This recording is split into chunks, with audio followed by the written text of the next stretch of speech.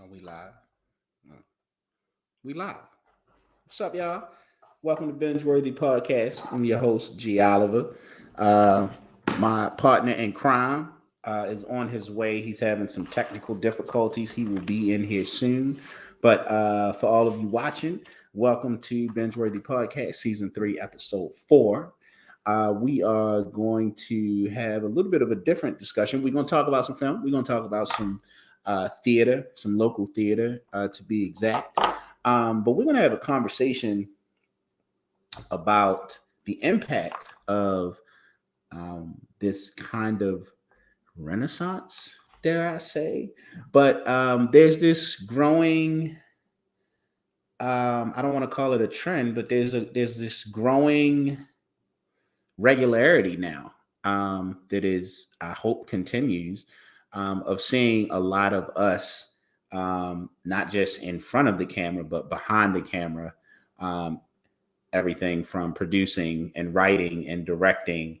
Um, and we wanted to have a discussion about the impact of that, specifically as it relates to stories that really do feature slavery um, and or Black trauma.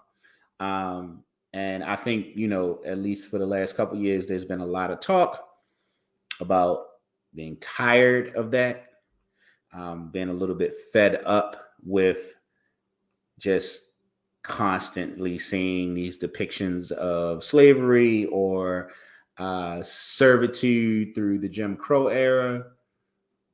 I think it's snowing outside. Can somebody check outside? Let me know if it's snowing or not. Looks like snow. And then there was the just trauma related stories that had to dealing around racism, dealing with just the condition of being Black in America. And it came up because I think we talked a little bit last week about Emancipation. We talked about Will Smith, so we mentioned Emancipation. Oh, hey, what's up, Nate? There's my partner in crime.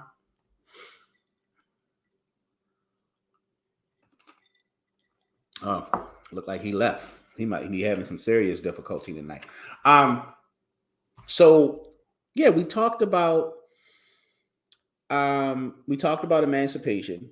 I actually think it's really funny because the trailer looks incredible. It looks like a really good performance from Will Smith, and I just think it'd be funny if he gets nominated for Best Actor nomination. If he gets a Best Actor nomination, I think that would be just providence. It would be one of the funniest things that I've been able to witness myself in quite a while.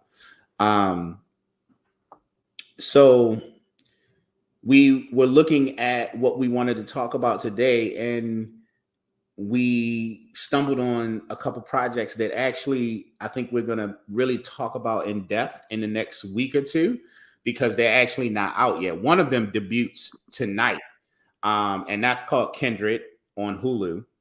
Nate, you here? I'm here. Can you hear me? What's up? Yeah, we can hear you. I can hear you. I think the people can hear you as well. Welcome, Okay. Nate.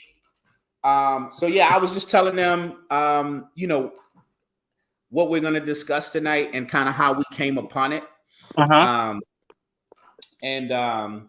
Two of the projects that we were really kind of looking at were Kindred, which is a new show that debuts tonight on Hulu. Mm-hmm. And that one is looks like it's a little bit of maybe science fiction involved, but it's about a woman who, in the present day, who for whatever reason starts to find herself slipping between the present day and the past, where she ends up on a slave plantation. And when Mm-hmm. I first saw the trailer, I was like, "Oh Lord, another one!"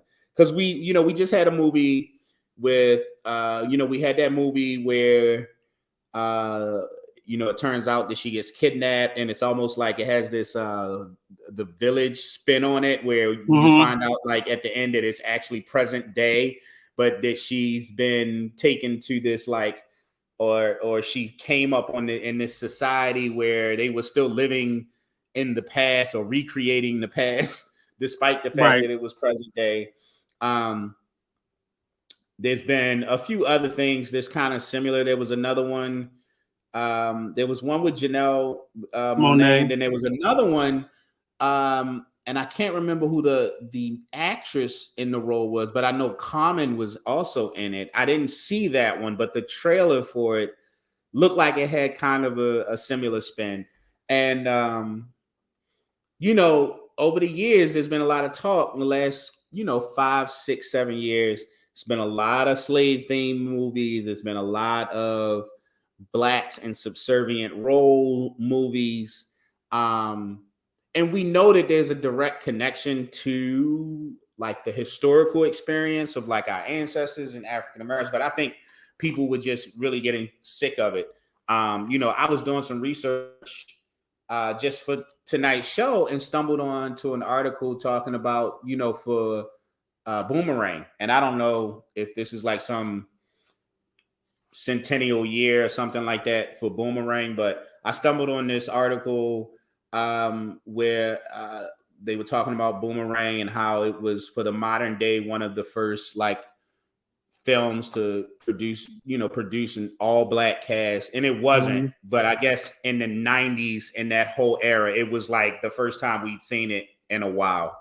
And they were just talking about the impact of that, and specifically how there were certain critics that criticized Boomerang because they felt like it was unrealistic to show like a movie full of black characters in these prominent roles. And it led me to an interview with Jay Leno and Eddie Murphy where he talks about it and just his take on critics who would make that type of a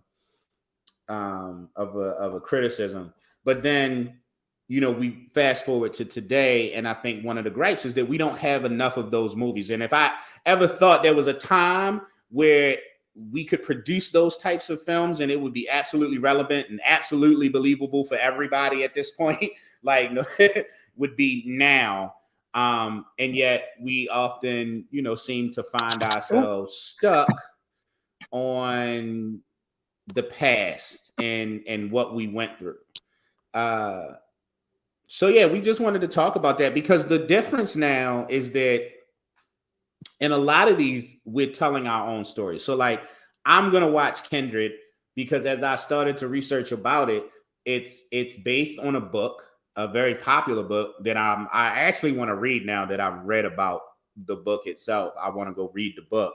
But Kindred is by a Black science fiction / fantasy author, African-American woman who had a very, very successful career as a fiction writer.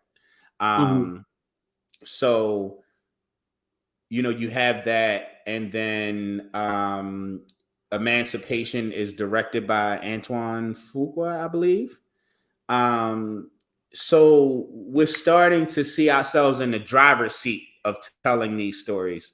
And we wanted to talk tonight and get some input. Like, does that make a difference for you? Like the fact that we are more involved in the storytelling now, or are you just completely like exhausted and tired of more slave films, more blacks in subservient role films? So my take on it is that I think it does. I am getting tired of it, but I do recognize that the stories seem to connect more and seem to be a little bit more powerful in its messaging when we are driving the storytelling. Well, I'll say and that makes it a little bit more watchable. But Nate, what's your take? Things. One, as an educator in classrooms, as you are, with children, our children don't know our history. And they don't know it because the teachers don't want to teach it, or it's not available information. It is being put into our young people's heads as well as our older people, that enough is enough. By the very people who hold up their countries of origin flags and cultural awareness as a badge of honor. The Mm. same people that are trying to eliminate us from history are then having their Holocaust memorial parades and Irish parades and Mm-hmm. so on and so forth. And this is not to disrespect any other culture outside of African Americans, people of African descent, Caribbean descent, Hispanic, Spanish descent, but it Mm-hmm. is simply to make aware that our history on a daily basis is being cut down to minute forms that only include the talented 10. And Mm-hmm. that's a piece of, and you don't even know who the 10 people in the talented 10 are.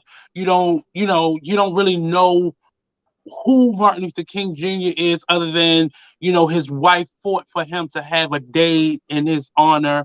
You know Malcolm X's. You don't know who these people are, other than the short snippets that go on rotation every year, and Mm. unfortunately, it's from us. We are Mm-hmm. telling that same narrative, and we're tired of it. Someone like yourself, I can respect you saying you are tired of it, because I know you're still going to make a way to see it.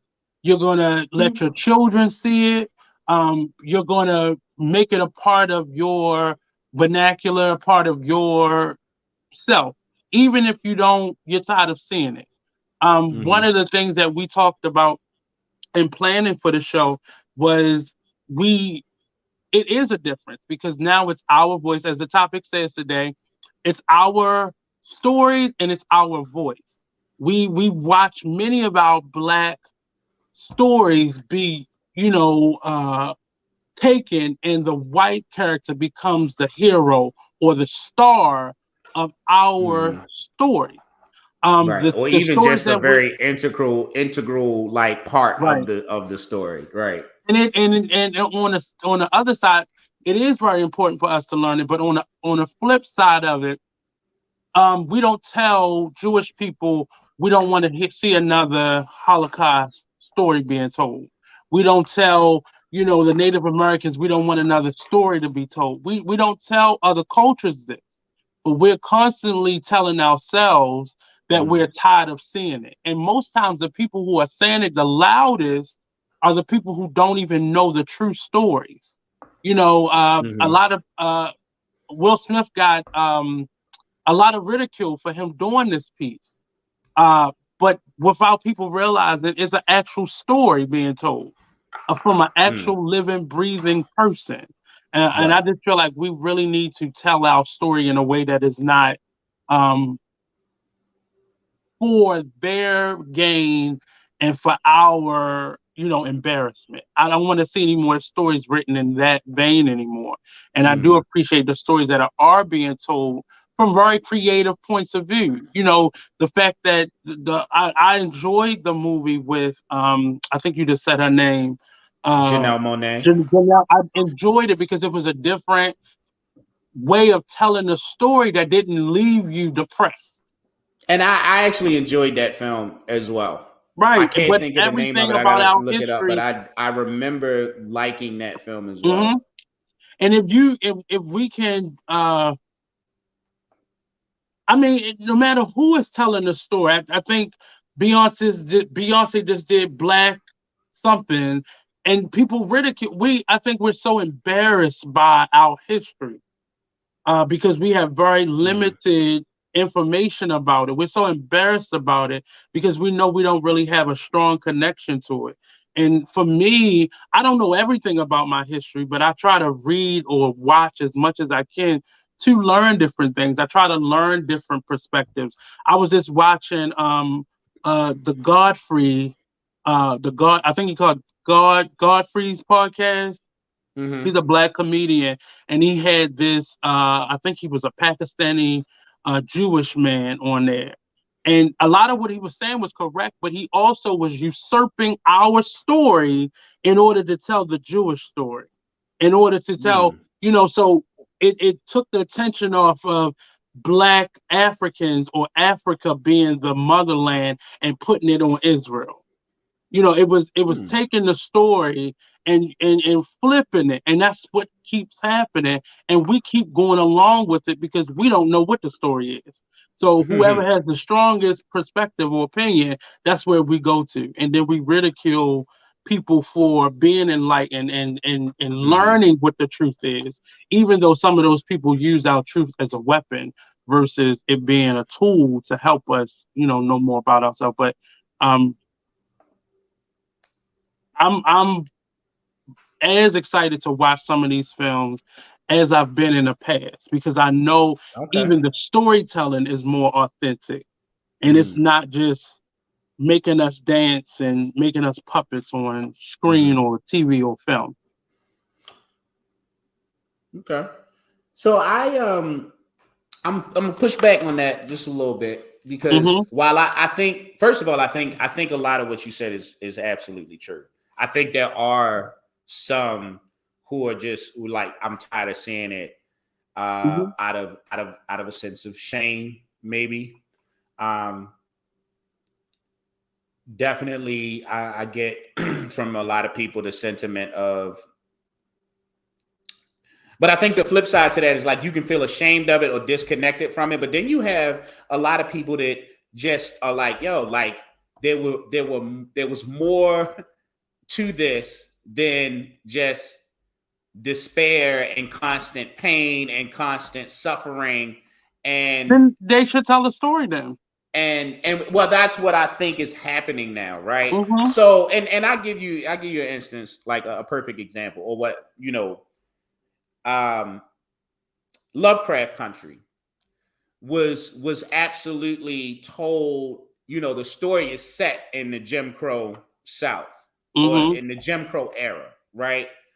But it's this completely, fantastical. It could have been any other fantasy show, right? That Hmm. just so happened to be set in that time period. And although that time, and it plays a part of the show, but Hmm. it wasn't the focus of the show. It solely, it didn't become so overbearing, but the elements within the show, and then to see these main characters kind of overcome these different things, right? Hmm. Um, I think lends some perspective. I just feel like a lot of people had gotten to a place where it's like, okay, you are essentially, and this is before we started stepping into those roles and taking those reins, where it seemed like we were getting like a different version of the same story. You know what I mean? And it Hmm. always kind of seemed to dwell on the pain, the trauma, the brutality, you know what I mean? And didn't really focus on the humanity of us and our ancestors and how they still had these strong bonds and love for each other despite all of the things that were working against them. Um, and I Well, think that's because so I I think that a feel lot like of that people was just happens getting because tired of we that. weren't always the storyteller, and So you're yeah, that's what always I'm saying. gonna. Like that was that, but I think that was playing into some people's kind of Hmm. like I'm sick and tired of seeing this. They weren't saying that I'm sick and tired of like slave movies or I'm sick and tired of like movies that are set in the Jim Crow era. I'm just Right. sick and tired of like every story kind of featuring all of the horrible things that we went through. Without a balance of like how we reacted to those situations, how we bonded around those situations.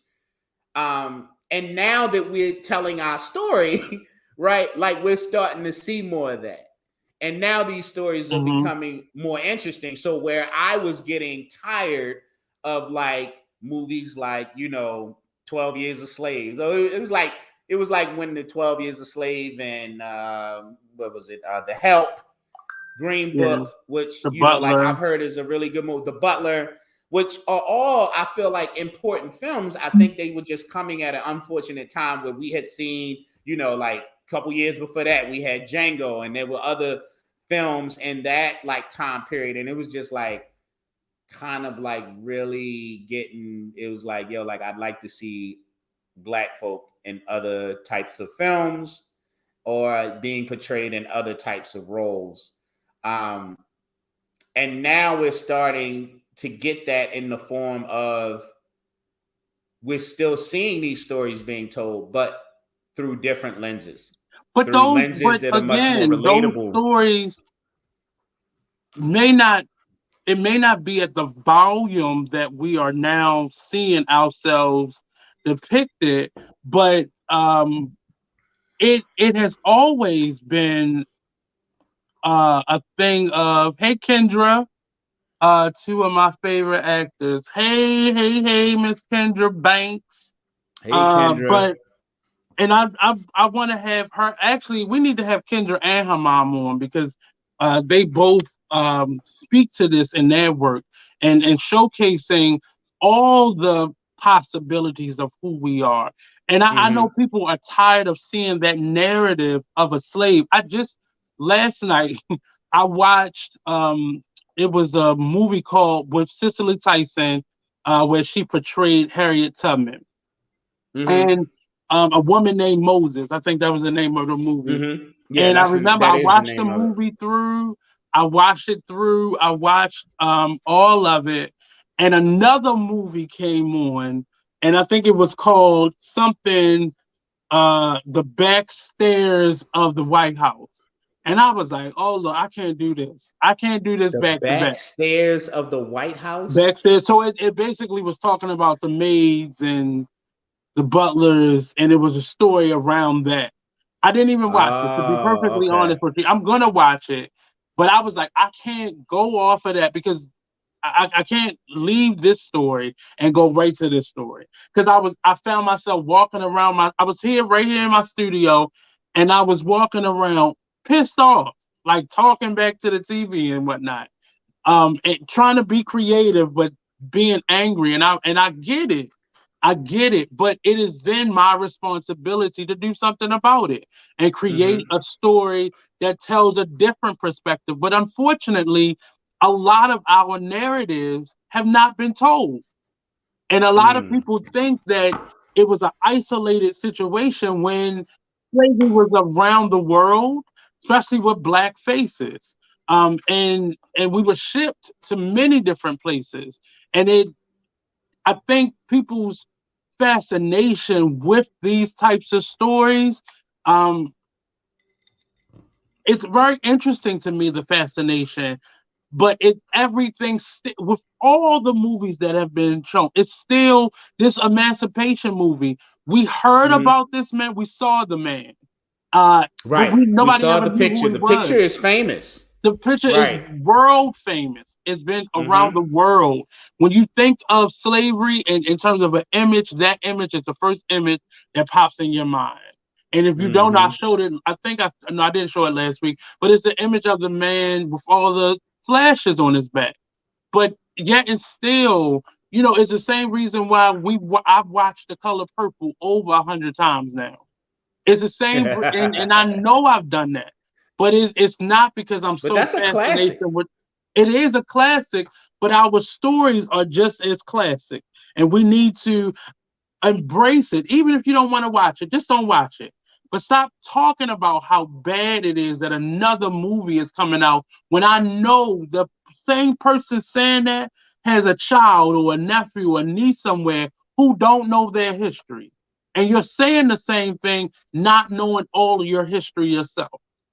So that's the problem that I have with it. I get it. I can't watch too much slave stuff and back to back because I'm gonna go out and say something to a white person that I'm gonna regret later or may not regret. I don't know. But at the same time, we have to stop saying these things publicly. I was at a meeting today and we were talking about what to do. What could we do for Kwanzaa? Kwanzaa not real. We're so quick to dismiss anything that celebrates us. or shares our narrative and our story. And it's heartbreaking to me because it's very intelligent people saying it. These are not just some bum on the street or somebody who don't know any better. These are very highly intelligent people dismissing the importance and significance of a Kwanzaa or a Black History Month, Well, there's been or a lot even of, Martin there's Luther been a King lot of Jr.'s birthday. controversy around Kwanzaa. What's the controversy around it? So I've heard some controversy around the gentleman who started it, which I think is kind of, I don't know, I think it's kind of crazy. But then I don't listen to R. Kelly, so I was like, I gotta keep it 100 here. Like, I can understand why somebody might take that position based on some of the allegations and some of the issues that people have had with him. But isn't it funny? Um, Everything that seeks to educate the world mhm. about who we are in the many different facets, like the idea of Kwanzaa It is isn't funny made that up. it is funny to me That that everything. how easily dismissible it is. Mm-hmm. Um, Now, I said that I wouldn't judge and I wasn't going to pass judgment because I understand what it's like to feel like someone has done something that you just can't support, right? So I mentioned R. Kelly. Like, I have not listened to an R. Kelly song um, in years, Mm-hmm. and it was funny because like, I was listening to a Spotify playlist that included one, and like, I immediately like loaded up a new playlist. Um, but then I think about the fact that, like, I will still go out and buy Adidas or Nike. Mm-hmm. So there is Or that Timberland I have to, or Timberland, or who was it, Polo, Polo, Ralph um, Lauren. what I mean, where like, there have been similar documented, like, Yep. for instance, like, I'm not gonna go throw out my copy of Good Will Hunting because of what's his name, Larry Feinstein. What was it? Whoever the producer guy was, that was like Oh, touching on all the women, right? Feinstein or Yeah, something. Feinstein. Harry Um, something, whatever his name is. yeah. So I get it. It definitely, like, even when I look at like how I decide to support versus not support, might be influenced a little bit by the propaganda machine, or the Mm-hmm. narrative. Yep. So I think we do. It is something that, like, I celebrate Kwanzaa, like, or I like, at least I try to. My family celebrates Kwanzaa. They're very big into it. It's a 12-day celebration. Like, Mm-hmm. it's hard for me to celebrate one day. 12. It But it's for takes a lot of children. It really is it takes a lot it's of for all energy of us, for me. but it's for But children. It's a way of telling our history and getting your Mhm. family together for something. I mean, we all these people bashed in Christianity, but we'll celebrate Christmas, but we have a problem with Kwanzaa. Mhm. Like, Yeah, it's the hypocrisy for me. Like, it just it's and I celebrate it definitely all. Go ahead. some. So it definitely seems to be some programming um going down. Definitely.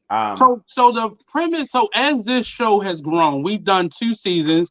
If you want to check them out, you can go to our YouTube page or our Facebook page and see past Thank you, episodes Noah. from Harvey other 2 seasons. Weinstein. But this, as we grow in this, the conversation surrounding us in terms of entertainment, art, film, television, music, so on and so forth. And those things, you'll see more of that throughout this year. Um, and somebody actually challenged us. So I have a challenge for you, sir. Somebody wants to come on and challenge you. But Somebody wants to come on and challenge me. right, exactly. When They they they coming? they they hear. We gonna book it. We gonna book them. Okay. But I want us to begin to have the conversations that are necessary. And a lot of other platforms, a lot of other people now are having conversations, but they're in a space where we're just making up information to argue about, like the controversy surrounding this man. Now, whether it's true or not, does that take Mhm. away the significance? Do we just stop celebrating the holiday because there was some conspiracy around who this man is that none of it has been founded? You can make up Yeah. anything and put it online, but I just have an issue with everything that we do that is great or in celebration of us. We find a reason. Um, just throwing some out there. Uh, Beyonce is a part of a cult, or nobody can be that talented. Nobody without selling your soul. So all right. So that was driving me nuts. Um, Mhm. that was driving me absolutely insane. Oh my god, when they started like Obama, Jay Z, Mhm. Beyonce, then it was like Oprah. the entire hip hop R&B community, uh, Mhm. and it bothered me for the same reason that it bothered you, because I think that there's something incredibly psychologically wrong with Mhm. this idea that every single black person who rises to like the highest heights of success But can really, any only form of success. get there by selling their soul. Now, we both know that those people exist. Not maybe to that extreme, but we see a Herschel Walker. We see, individuals, what's his name, who on the Supreme Court? We see these people existing in real life. So we I mean, can't turn a blind eye to it. we see nasty people existing in real life. In real But life, like in all different hues. I Herschel Walker, I don't even think the devil would make a deal with him. I don't think the devil wants an idiot like that. Like that guy is like, you know what I'm saying? Like that's Hmm. might be the one soul where the devil's like, nah, I don't want no parts of that.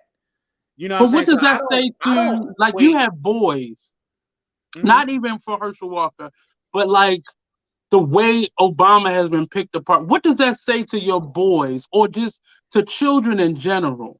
Mhm. Any form, for me to be successful, I have to off somebody to sacrifice them. I have Mhm. to sell myself off in order to be that's what that narrative is telling our children. And those children have grown up as a couple generations that we've been hearing that. And these Mhm. children have begun to go out and do these things, thinking that that's how they can be successful, and starting to practice these occult rituals. Mhm. There is actually starting to happen now because people have been fed this narrative that that's the only way a black person can be successful. But Kim Kardashian can just be naturally beautiful and just exist in this atmosphere without any form of Yeah. evilness or deception. It is Mhm. something that I've always, in church formats and educational formats, and just in general, our community, I have always argued. I hate that narrative. I hate that we spread it. We spread it now. That narrative has now replaced the Willie Lynch letter for us now. That's the new Willie Lynch letter, that we have to be evil or some type of a cult member Mhm. in order to be successful or uh, to exist in successful manners or ways or whatever. But Yeah. I get whew, what you're saying. And I mm, mean like that's a dangerous, it's very dangerous, and it's very disconcerting. And I remember when it was all the rage, it was all over YouTube, it was all through, well, you somebody know, had Harvey Weinstein. That was the yeah, that name. was Noah Silas who jumped in, and yeah, Harvey Weinstein. That's why I was saying thank you, Noah, earlier. Um, Hey, Miss Nixon. Hey, Noah. greetings.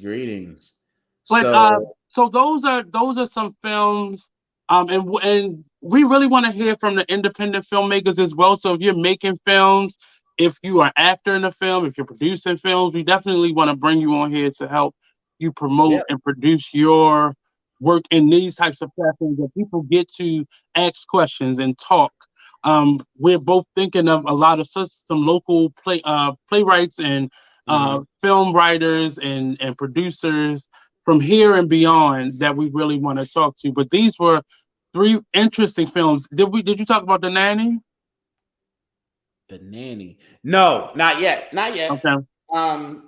So you got Kindred, which debuts tonight on Hulu. Hulu. I think it's all episodes are released at once, so for your binging pleasure. I'm gonna probably check out the first episode tonight, and then I don't know, Nate, if you want to check out maybe we do maybe 3 episodes between now and next Tuesday, and we can start to talk about that as opposed to trying to talk about the whole series. Maybe go 3 episodes at a time. There's another one coming out, The Nanny. So I am actually excited to see this film. So I believe it comes out on December the 13th. Next week. There's a showing happening at the Parkway Theater. So definitely support local when you can. So that one it won one of the Cannes Film Festival awards, right? And I believe the director is a first-time African director. So it's the first time that either a Black woman or an African woman has won, or whose film has won that award. But it's also the first horror film to ever win that award. So it's got a lot going for it. The trailer kind of reminded me of a movie we discussed back in season 2, I think it was. You remember we talked about Our House? Is that that's the one where they were African? They were African immigrants in England. Right, and they came to this haunted house. And how did they bring it with them? I think they brought it with them. So I believe that what was implied at the end of the movie was that it was something that came with them that was related to the trauma that they were running from. Okay. That was what I took from it. It had kind of one of those ambiguous endings that I think was open for interpretation, but that was what I took from it. Okay. So The Nanny that movie was wild too. It was a short film though. Yeah. But it was wild. And by short, not an actual short film. It was just not long. It was like like right under like an hour and a half or something. Yeah, it was like right under 90 minutes. It was like but very effective. Like I thought it had some creepiness to it. It wasn't the greatest film, but I thought that it was an interesting take on horror. But it wasn't very scary, but it had some creepy moments. And that's another genre that is redefining how people of color are in those things. Because typically we're stereotypically the first one killed, or don't last that long in it. And people are finding, like Jordan Peele now, are finding ways to do horror that has comedy in it, or like social commentary mixed into it, where it deals with race. I love it because I love this era of film right now, of Black film, because I feel like I can go to a movie with a majority, if not all, Black cast, and that's not the selling point of the film. Right. Like I feel like I could be watching any other movie, but this one just has a majority of Black characters or Black and people of color, but otherwise it's just a normal film. You know what I mean? It's just like any other film. It's just a thriller. It's either well done or it's not so well done, but it's a thriller, or it's an action movie, or it's a horror film, or it's a comedy. And it's just like there seems to be less and less black characters, right? It's Yeah. just movies with black people, and I find that much more enjoyable. Much more It, enjoyable. but it's, I just, and we have to, it's a blessing and a curse. One, because, um, I guess the blessing is there's so many different opportunities now. Network television cannot limit what people see. Mm-hmm. Uh, Cable can no longer limit what people can see. You know, that whole time slot chain can no longer limit what we can see or how much of it we can see. Um, I'm so thankful to all these streaming networks for giving specifically black work an opportunity to be seen. It's so saturated now with us that it's stuff that we're missing, that we're able to dig through and see for the first time. You know, Mm-hmm. the first season, it was a lot of stuff that I was picking out that I thought was brand new, and it was years old.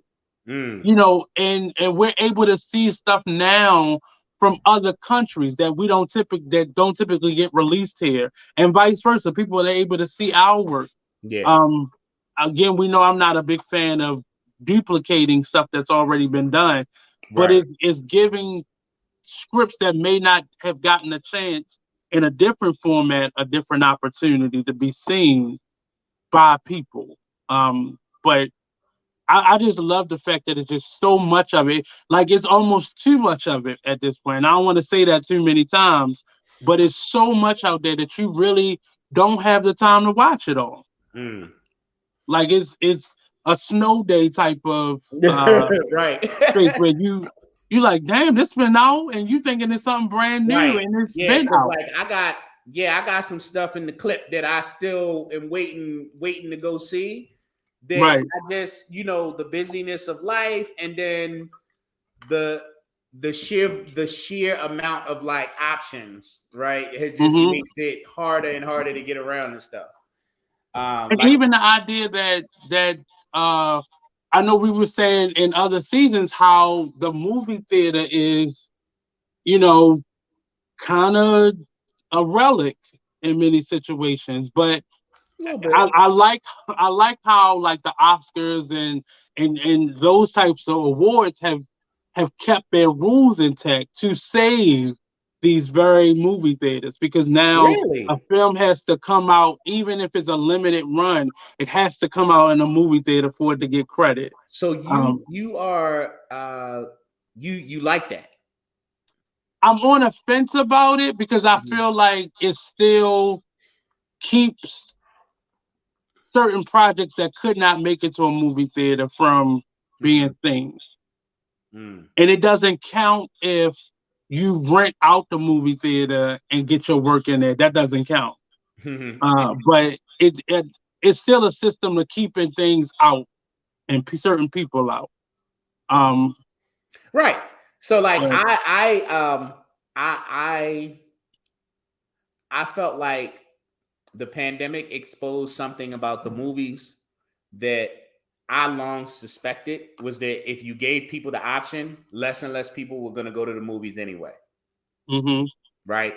And I felt like they cheated. I felt like there were forces that created all the reasons in the world to not release things. You could have, Disney Plus was getting my little $10 a month, and then when a big movie came out, they was like, you can pay the premium and see it now, or you can wait 6 months for 3 months and you can watch it under your subscription. Yeah, that's supply and And demand. Yeah, I didn't like and that. I loved it. And I think we literally, every film that came out in that era, the one that we didn't buy was Mulan, the live action Mulan, and that was just because no one was really, we wanted to see it. No one was particularly excited about it, so we skipped that one. but we wanted to see Black Widow. We wanted to see I can't remember what other But I project remember you came out. describing it. You described it in a way where you was like, I got a lot of kids, so So like there were it was there are right. economical reasons. There are And dig it. economical considerations as well. But more importantly, I just feel like the theater, right? Mm-hmm. Listen, I grew up inside the theater. I used to go to the movie theater as a kid. I Mm-hmm. would go to that movie theater downtown by myself. I would pay my ticket price to get in, and then I would spend the whole day there. And I would just like leave one movie and go into the next. So that I building is actually the downtown campus of BCCC now. yes, it Mm-hmm. is. Um, so I loved going to the movies. Mm-hmm. And it's not that I don't enjoy going to the movies, but with all of the technology that exists, right? Mm-hmm. Like, to be honest with you, like one day soon, right? We're going to have self-driving cars. Like, it's pretty much a foregone conclusion at this point. Once all the kinks are ironed out and, people get more comfortable with like AI being more integrated into regular everyday life, we will have self-driving cars one day, and they're going to be infinitely safer than any person behind the wheel. And it's almost like if I can get in my car and kind of kick back, and if I'm in a car with like friends or family, and I can kind of Mm-hmm. kick back and let my car take me to my destination, it's like, why would I ever want to drive? And that Mm-mm. was the thing with this whole movie thing with me. It was just like, bro, like I got this big ass TV at my house. It's got great sound. It's like I could go to the theater, but I would have just as much of a great experience watching this at home, and I would pay premium But pricing I to think do that. like the relic that is a library or a bookstore. Mm-hmm. Um, there are people who like to feel a book in their hand. Right. There are people who like the search of going to a Barnes and Nobles and Mm-hmm. searching for a new book or researching it and go. I still like to go to a bookstore I to pick can't up read a a book. book. I can't read a book electronically. I have tried. I've tried Audible. I don't want to Hmm. listen to a book. I've tried. I bought a Kindle Light a couple years ago. Hmm. I need a book in my hand. I need the feel of the paper. I need to be able to turn the page. I need the Yeah. dog hear my shit. I need books. And that's a I loss, need but that's for physical many books. So I people. get They it. don't feel that way. Yeah. I No, and was in a so play here's a the thing. couple years ago, and a guy had his play on one of those Kindle things. And I was like, I would die first. I could not, like, I need my loose You leaf need your script, book. right? I Yeah. need that in my hand. I Like, need it to be don't seem writing all in real. that. I need notes on the back. You know what I mean? Right, Like on the back page, right? Like because you print your script, single page. right. You got that note. You got your notes on the back. Like I get that, right? But Mm-hmm. but here's the difference. For me and you, we need that physical book, right? Mm-hmm. And then there are people like us, and I think that if we did a survey, we would find that we are probably in the minority when it comes to Right. that. Like there's less of us Unfortunately. than there are the people, right? And they have their options, right? Like they do not, if they don't want to go into a bookstore and buy the book, if they want to sit at home and purchase it online or purchase the audio and listen to it, like whatever your preference is, there is a viable option that puts everyone on an equal playing field, right? So, Mm-hmm. you know, if anyone watching our show tonight decides that, oh, you know what, I want to read that book, Kindred, that they Mm-hmm. talked about this based on this show, right? Like, I'm gonna go down to the local bookstore and see if I can find a copy of it, right? You're probably gonna do the same thing, right? Like, we probably both gonna end up over at what is that? Everyone's Place, looking for a copy of Kindred. Mm-hmm. there might be a couple people on here that are going to download Kindred onto their cell phone or their tablet or their electronic reading device as soon as we're done. And then there's going to be a person who's like, oh, I found it on Audible and I'm going to start listening to it tonight. All of us on an equal playing field. If we want to read Kindred, we can go and read Kindred, and we can read it in the medium that best suits us. And when they pulled back on the day and date releases and these options for you to be able to watch new releases from the comfort of your home on or online, they made the playing field uneven. They were like, if you want to be up to date with everybody else, if you want to see this film, get up and go to the theater. Even though we have all of these things exist, that if you don't want to go to the theater, you don't have to. And that, to me, I feel like that's cheating.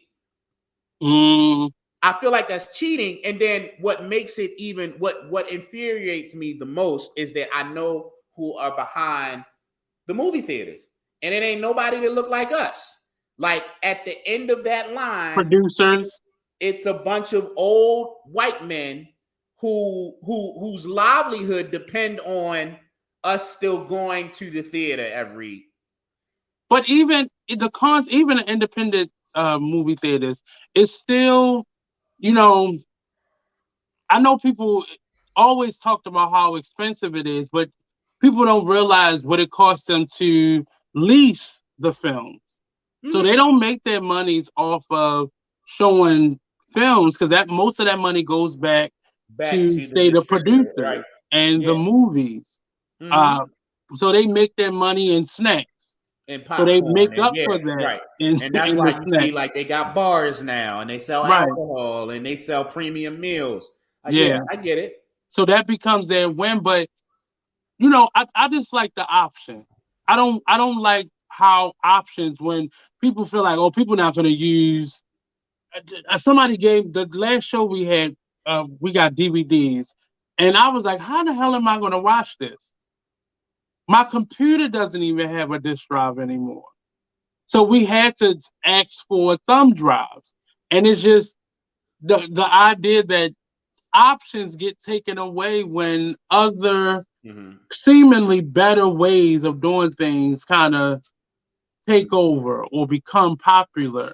And I just don't like that method, because not everybody is a head of the game type of person. I think there were different types of person. So you're either a trendsetter. Trendsetters typically determine what is being used right now. And I'm like the hippie. So I'll think about it. I'll look at it, and I'm a late adapter often. You know, I was the person for many years prior to me doing radio. I was the person who always got the free phone. Whenever I would upgrade, give me the free phone, and I'm good with that. Like, give me until my friend was like, nobody uses flip phones anymore, and I was like, well, it's still dials, and I'm good with it. Because that's all I was doing. Now I'm a slave to this, because recently my laptop broke, so everything I'm doing now is through a phone. I used to be able to escape and go to my laptop and be able to do stuff, but now, you know, like, our phones are smarter than we are. Yeah, and it's just interesting how, you know, and they're more capable than most laptops. Right. Yeah. Way more capable. My camera on my phone is way better than the camera on my laptop was. I can see myself clearly, you know, with bad eyes and all. I can see myself clearly. Hey, Quentin. But I can see myself. But I don't want movie theaters to go away, but that means we have to support them more. You know, we have the Parkway Theater here, and that's like it really started due to a film festival, but they now have an actual theater space now. And instead of me standing in long lines, I can go there and watch Black Panther and be comfortable and not feel like I'm in COVID. But there are options now, you know, for independent filmmakers. There are options now where there's I think, like, you know, um, movies like theaters like the Parkway have a different angle that I think will serve them well. Where, I'm talking about more traditional movie theaters, because there are going to be movies at the Parkway that you're not going to be able to see anywhere else, right? Like sometimes some they're of playing them, the stuff that's on Netflix. yeah, some of them are playing stuff that is, but then also because, like you said, if you're a cinephile, you're going to get an opportunity to see films that may not end up on a streaming site But right away. let me tell you what the traditional movie theaters are starting to do now. So the local movie makers are Mhm. now able to have their stuff played there and be a part of it. It may not run as long as the Yeah. movie that they pay for, but Mhm. they'll let them pay. I think they pay a fee, or Yeah. they go into like splitting the ticket sales or something like that. I saw a film like that during the pandemic. Mhm. A young man here in Baltimore, they had a film, they played it at a movie theater, and they had a nice run, and people were coming out to see it. So Okay. movie theaters have slowly began to like, you know what, we got to compete with the Parkways or the Charles theaters Mhm. of our Or they community just and be able to they be a realize they space got for to them. start bringing in new revenue streams. Right, Shit right, getting tight. right, right. Yeah. But I think it's smart, but it keeps them alive. And I wish, I Mhm. wish the one of the movie stores, the blockbusters, I wish they would have been as adaptive, but they just saw it. People not rent movies no more. Let me and Blockbuster would have probably been ahead of the game, like Netflix. Remember, Netflix, you used to have to wait for the DVD to be sent to you, Yep. mailed to you. And then they went from, we're not going to mail it to you, we're going to make a kiosk in every market or No, convenience that's store. Redbox. Is that Redbox? That's a different one. Well, I Netflix. meant to say, that's what I meant to say, Redbox. So Yeah. you used Yeah. to have to get that delivered. Now they have that. Netflix. Mhm. That's what Netflix was at first. You could get DVDs at first. Wasn't that No, Netflix? Netflix started out as a DVD delivery service, Right. right? But And now they Net adapted. They pivoted. they You know. pivoted to online. Right. Right. And what happened was, so Netflix was very popular when it first Mm-hmm. started. It like, because, and it was popular because of the convenience. Right. It was convenient because waiting for something in the mail wasn't as long of it wasn't a long wait, but you would go into Netflix and you would have your queue. And once you created your queue, you didn't have to touch it again. So whatever plan you had, like I had the 3 DVD at a time plan.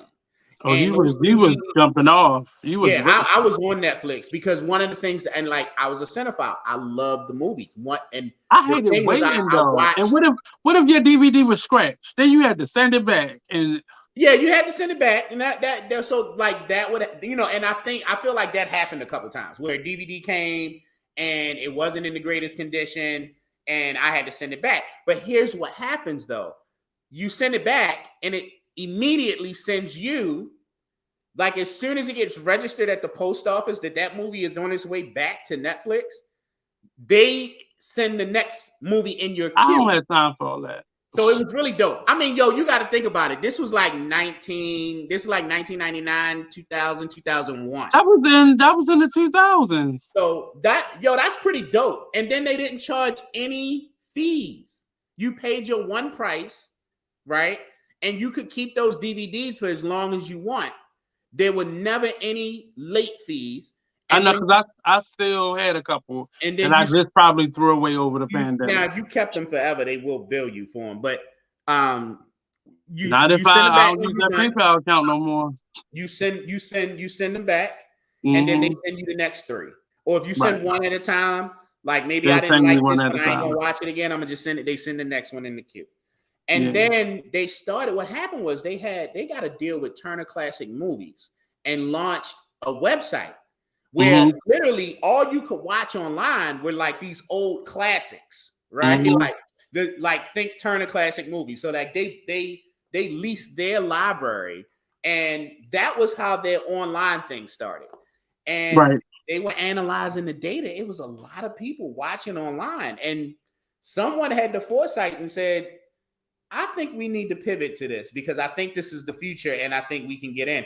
And that's why Netflix dominated that space for so long. Because when they did that and they never stopped offering the DVDs. But what they did was they started investing in licensing to have newer and more current things playing on. Mm-hmm. So now you ain't got to wait for a DVD. Like, just pull us up and watch it online. And no one else thought that that was going to be a thing. And that's why Blockbuster didn't launch their like online viewing website until like 2009, 2010. By that time, it was too late. Netflix was already running. So let's pivot slightly to segment 2. That was segment 1. Well, Emancipation, that comes out tomorrow, Thursday, right? Yep. So Emancipation comes out Thursday, right? As well. Yeah. So segment 2, we wanted to talk a little bit about theater. Now, it was very important to me that the first things that I went out to support was theater. Because typically, when catastrophes happen in the world, you could always depend on the arts to be there. But throughout this pandemic, outside of all the virtual stuff that was going on, every theater was black. And then slowly they started to do plays and just make them, like, I was a part of a Real Nigga show that we talked about where we did it virtually and was able to stream it to around the world. Actually, we had people watching from other countries. That was really dope. Right there, and it was. I fell in love with the medium so much that I'm doing stuff like this now because I learned the skill and it just became a part of. I think this is now a new platform for people. Artists that may be struggling and may not have the backing to do a full tour can now go virtual and see just as many people as the artist that has all the sponsorship and whatnot. And now even it's just a part of it, and I love it. So going out, thanks to Troy Burton for pulling me out and get me masked up and vaccinated, where you had to show a card to get into the theaters. And I think the first play that I saw in the pandemic was A Strange Loop. A Strange Loop. It is now on Broadway, and I think it's going to end soon. And they're trying to this space, like the explosion of black theater and black films and black TV, it is given space to black LGBTQ plus individuals to do quality work. Okay. Strange Loop, it tells the story of one young man trying to find himself in the midst of his creativity. And it's an off-the-wall story. It deals with family dynamics in the church and self-identity and sexual identity. It is everything. Okay. And that's called A Strange Loop. This is not a play that you can take your child to, in my opinion. Oh, okay. This is the one you were telling me. Okay, got you. It has and as out there as it is, it's not derogatory. It's not nasty. Some plays are just doing stuff just for attention. Right. But it's a true. It's not. I don't know how true the story is, but it's true for a lot of men of color that are part of the LGBTQ community, and I think even men in general, just finding your identity, that awkwardness that we go through where our body is changing in spaces, but mentally we're feeling things that our body is now starting to connect with. It was one of the best plays that I've seen on Broadway in a long time. I actually saw it before it went to Broadway. Mm. Because of the pandemic, it took it a little bit more time. So we got to see it right before it went back to Broadway. We got to see it at the Woolly Mammoth Theater in DC. If you've never been to the Woolly Mammoth Theater, it is, if you like experimental theater, if you like off the chain theater that's a little off the beaten path, the Woolly Mammoth Theater is definitely a space for you to go see theater. If you want to see something different and just a little different. A play called Booty Candy, they did it there. Just the names alone. And most of the productions that they do there, if not all of them, make their way to Broadway, or that's like a stepping stone to them getting to Broadway. And it's a challenge it should be a challenge, and it should be a space that many of us start looking at. It's also one of the houses for the Black Theater Festival. If nobody know that DC has a Black Theater Festival as well, and they use that as one of their spaces. But it's for experimental theater, workshop theater, theater that typically no other theater really want to see, and it helps pieces to be able to be seen by a very diverse audience, like a DC audience. But I loved it. I didn't get a chance to go to see it on Broadway yet, but I did get to see it when it was at the Woolly Mammoth, and it's gotten a lot of rave reviews from some very interesting people. It has some really incredible producers like RuPaul. You never heard of RuPaul producing a play. So I think Broadway now looks so much different than the Lion King age that we know it to be. And it still includes all of those things. The Lion King is still playing. It's still running, right? But it's not like, right. It's allure has kind of worn off. Right. And Broadway was Black for a long time during the pandemic.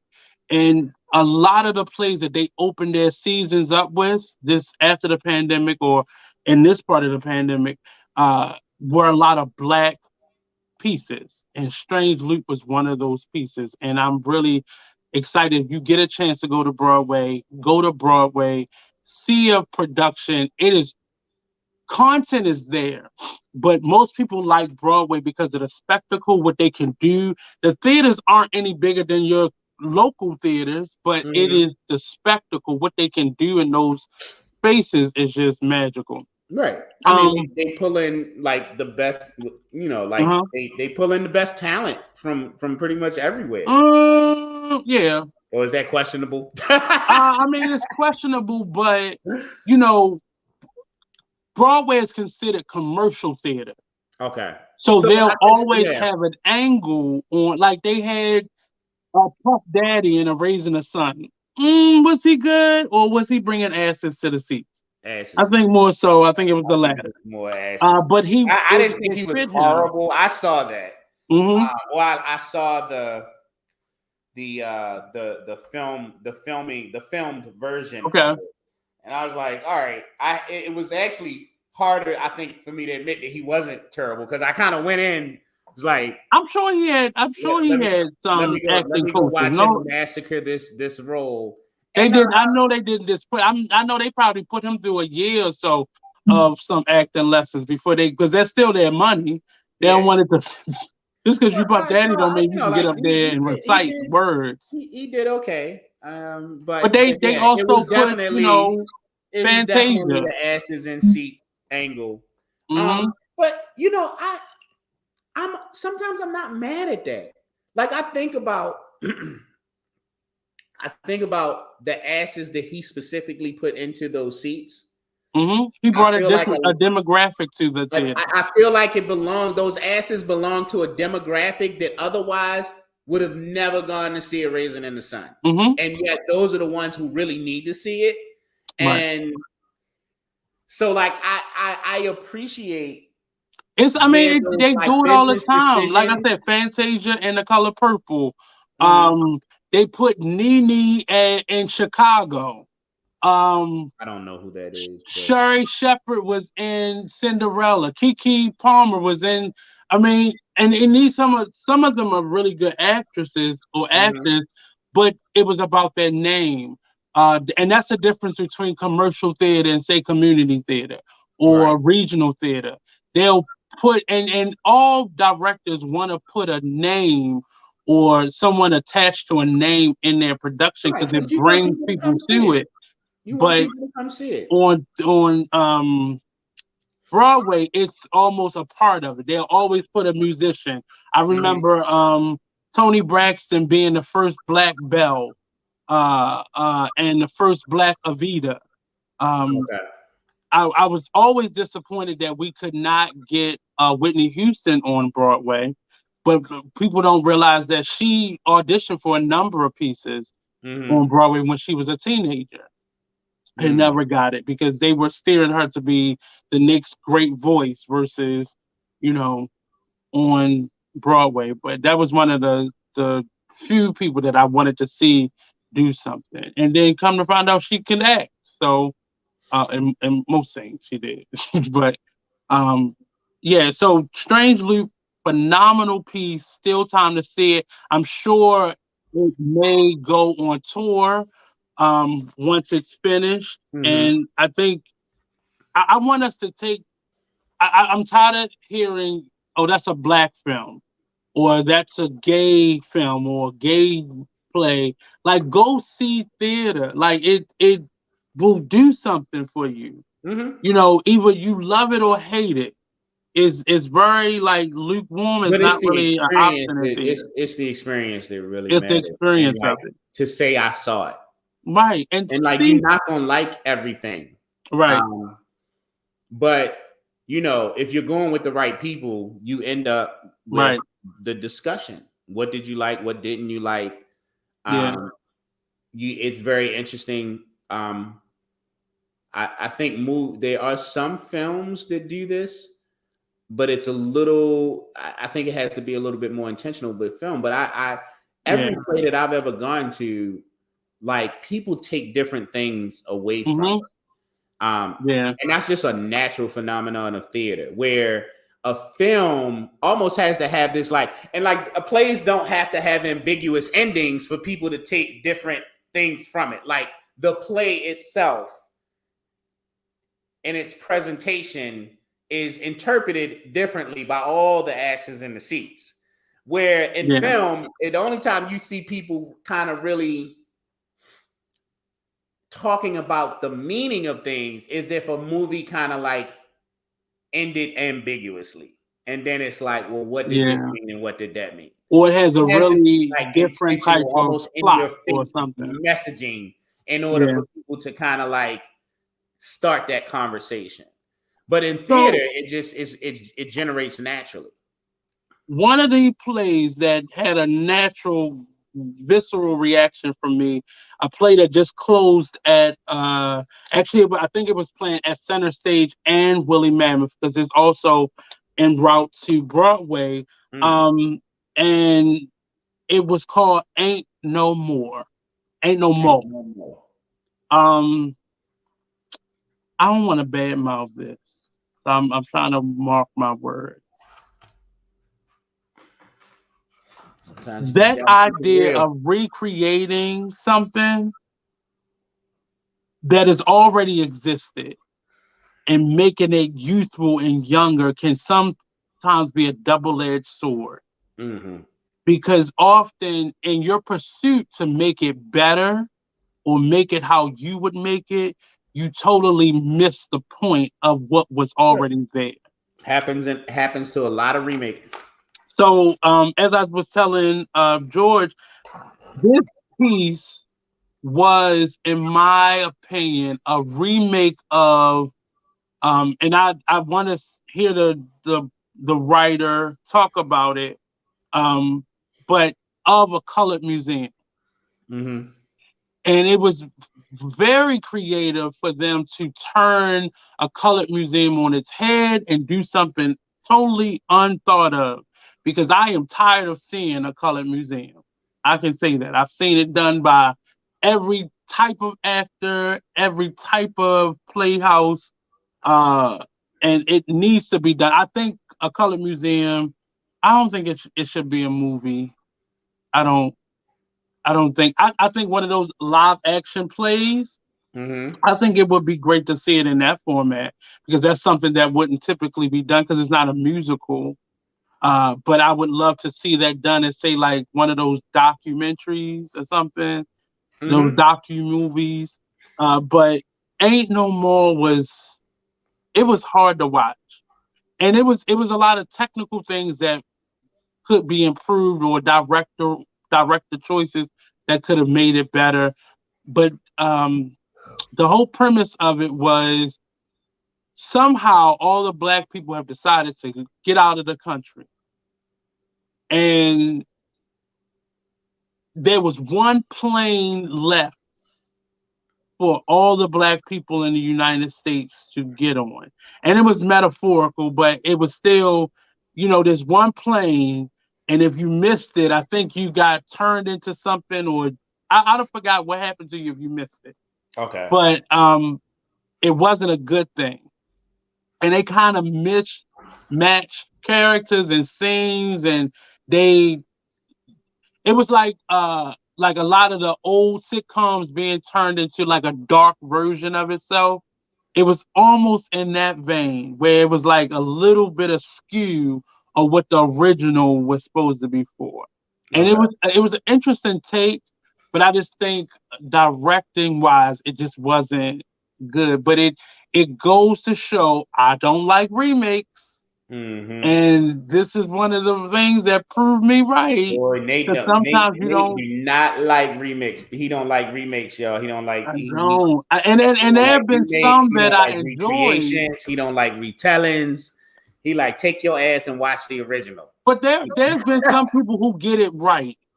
Mm-hmm. But again, a theater is different because you can have multiple people do it, and it's a different production. It's the same script, a different. It gets different from me when you're like, I'm gonna take this script and I'm gonna turn it on its head. Uh-huh. That's normally a red flag that this about to be horrible because you probably didn't even like the first version for you to really sit down and look at it, or you were Mm-hmm. so in love with the first version that you could not do a remake justice. And this was, I remember sitting outside after it was over and like, why would they do this? Like, Which what? one is that? How we was at center stage. Oh, okay. Oh, so We was you at center oh stage. okay. This is a play. And it was so different than what center stage would ever do. And I was impressed because and watching it, it just felt like center stage is like they were showing clips of it. I was like, ooh, center stage is getting desperate because they just doing anything. So in seeing it, it matched my thoughts of the clips that were sent out. So Yeah. that's Ain't No More. I think it's on its way to Broadway. I don't know how soon it will be there. And I'm look that up. But that was one of the things that I got to see. So Um it sounds like this show is a crowd pleaser. it was just, I mean, if I it's on mean, its way to people who Broadway. like, the craziness, Mhm. they would love it. Like Tyler Perry, people would eat this up. Okay. They would just eat it up. It would be so Not, scrumptious to not them. not too But much it on was Tyler just Perry. Chill on Tyler because Perry. I knew the reference of it. Like some people did not like Chirac Mm-hmm. because they it referenced an actual play. Mm-hmm. So I couldn't get into it. And that was the same for me. I know Color Museum. I've been in Color Museum. I've stage managed. I've directed the Color Museum. So I know it from every angle. Mm-hmm. But it was just hard watching an adaptation of something. And I don't know if he would honestly say this was an adaptation, but I know the Color Museum, and this was definitely an adaptation of Yeah. it. And it was too many nuances without very little like connection to what already was. You can't just forget that George C. Wolfe wrote that. And Mm-hmm. you know, the last one was actually on Broadway. Uh, Okay. have you ever heard of a play called Take Me Out? Take Me Out. Yes. So Take Me Out is a sports-based production that surrounds the sport of baseball, and Hmm. it tells the story of one, and it's actually based off of a true story of one athlete's story of coming out in such a masculine-driven sport. Um, and it tells his story. It tells his like how did his teammates, his management, the fans react to him coming out, and it wasn't the best scenario for him. This Okay. piece is also attached to the first play I ever stage managed outside of a school setting, and it was not the best environment. The thing with this play is a lot of the play takes place in a locker room, and we know in a locker room you're often naked, so you Yeah. have to get naked to be in some of the scenes. And I say that was with such a somber tone because the first time I did it, did it. I'm not gonna say the theater house that I did it in, but I did it as a part of a theater production, and it was very inappropriately done.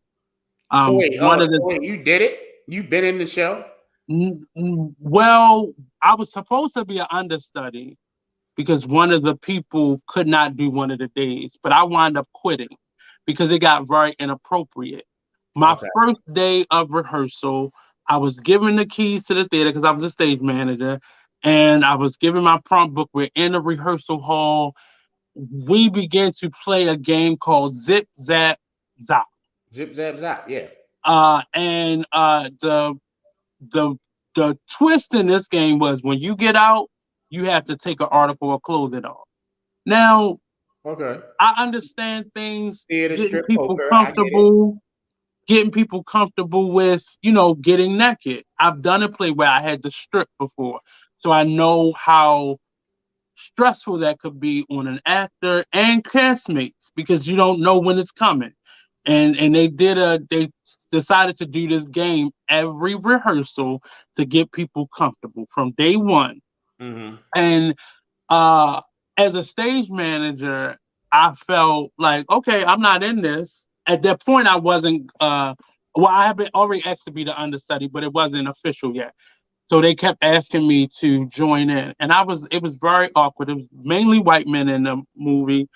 This production is a little bit different because they have a little bit more diversity in the cast. Hmm. And it's just the nature of it. I felt very uncomfortable. I was still really young, and it wasn't the idea of me getting naked. It was just the people that I was around that were very much so pressuring me to get naked. And I was like, I'm the stage manager. Why do I have to get naked? And I wasn't strong enough as an artist to say that at the time. And I just did not do it. And I remember walking out that theater, calling my professor at college, Professor Courts, and telling her what happened, and her telling me that I did not have to go back. I remember I remember mailing my script and my keys because I didn't even want to return. So I got to go see this play on Broadway, and it was Hmm. very traumatizing to me because Hmm. that's all I could think of was zip zap. So I don't even play that game in my classrooms no more. Hmm. Uh, I just I don't even play it because it makes me uncomfortable. But this piece it was done tastefully. Unfortunately, in the beginning of it, people were taking video clips of what's his name, um because he was getting naked. I think it was from Grey's Anatomy. Okay. The actor from that, he's the star. He was the star of this. Oh Mhm. yeah, yeah, yeah, yeah, yeah, yeah. Mhm. The black guy. Yeah, the Yeah, mixed guy. yeah. I Yeah. remember. Okay, I remember Mhm. when that because that was like a whole thing on social media when that Because happened. people were And sneaking somebody, their phones in and taking, and you should not do that in theater. right? And then they were posting pictures of him nude Hmm. all over everything. Jesse Williams. Jesse Williams, and it just was really, it was triggering watching it. But it was after I got over the initial. I knew what play I was going to see, but I didn't know it would trigger me like that. But it was done very tastefully. Okay. And theater can be anything. And I know actors that are like, I'm not doing that, I'm not doing that. And I was definitely one of those actors that been stripped on stage.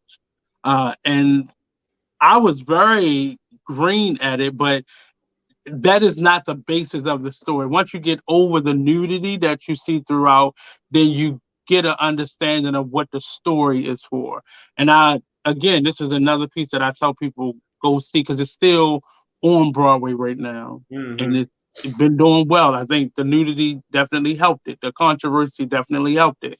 But it's definitely a great piece for actors. It's not a musical, but it's a great piece. And typically, you'll see musicals on Broadway, and every now and again, they'll show you a drama or a comedy that they put up. But it's a really good piece. So those are my suggestions for theater to go see, and I'll try to do more and see more, so I can suggest more as we go on.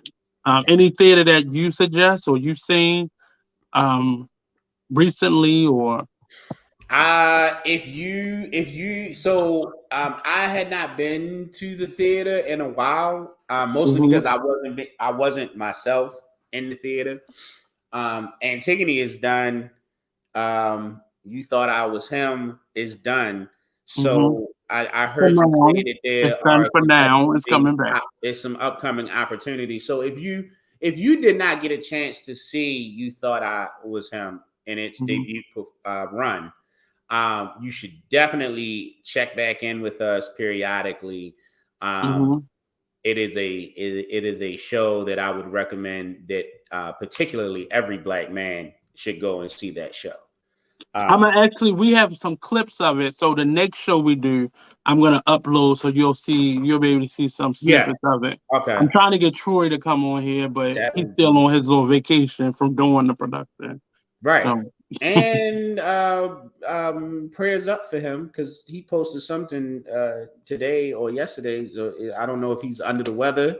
yeah, Um, he's he not said feeling he good. said But something it's like about the the flu or something is going yeah. around. So prayers up to him. But yeah, something is going around.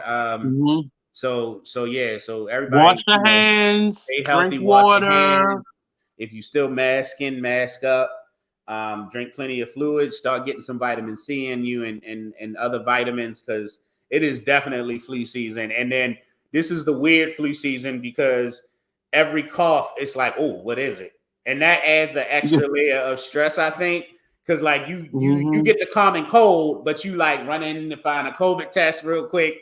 You know what I'm saying? Like, oh, you want to go to the patient first to find out if the RSV, like so it's so much going around that it's like really stressful to get under the weather. So prayers up to him. Um Just uh stay hydrated.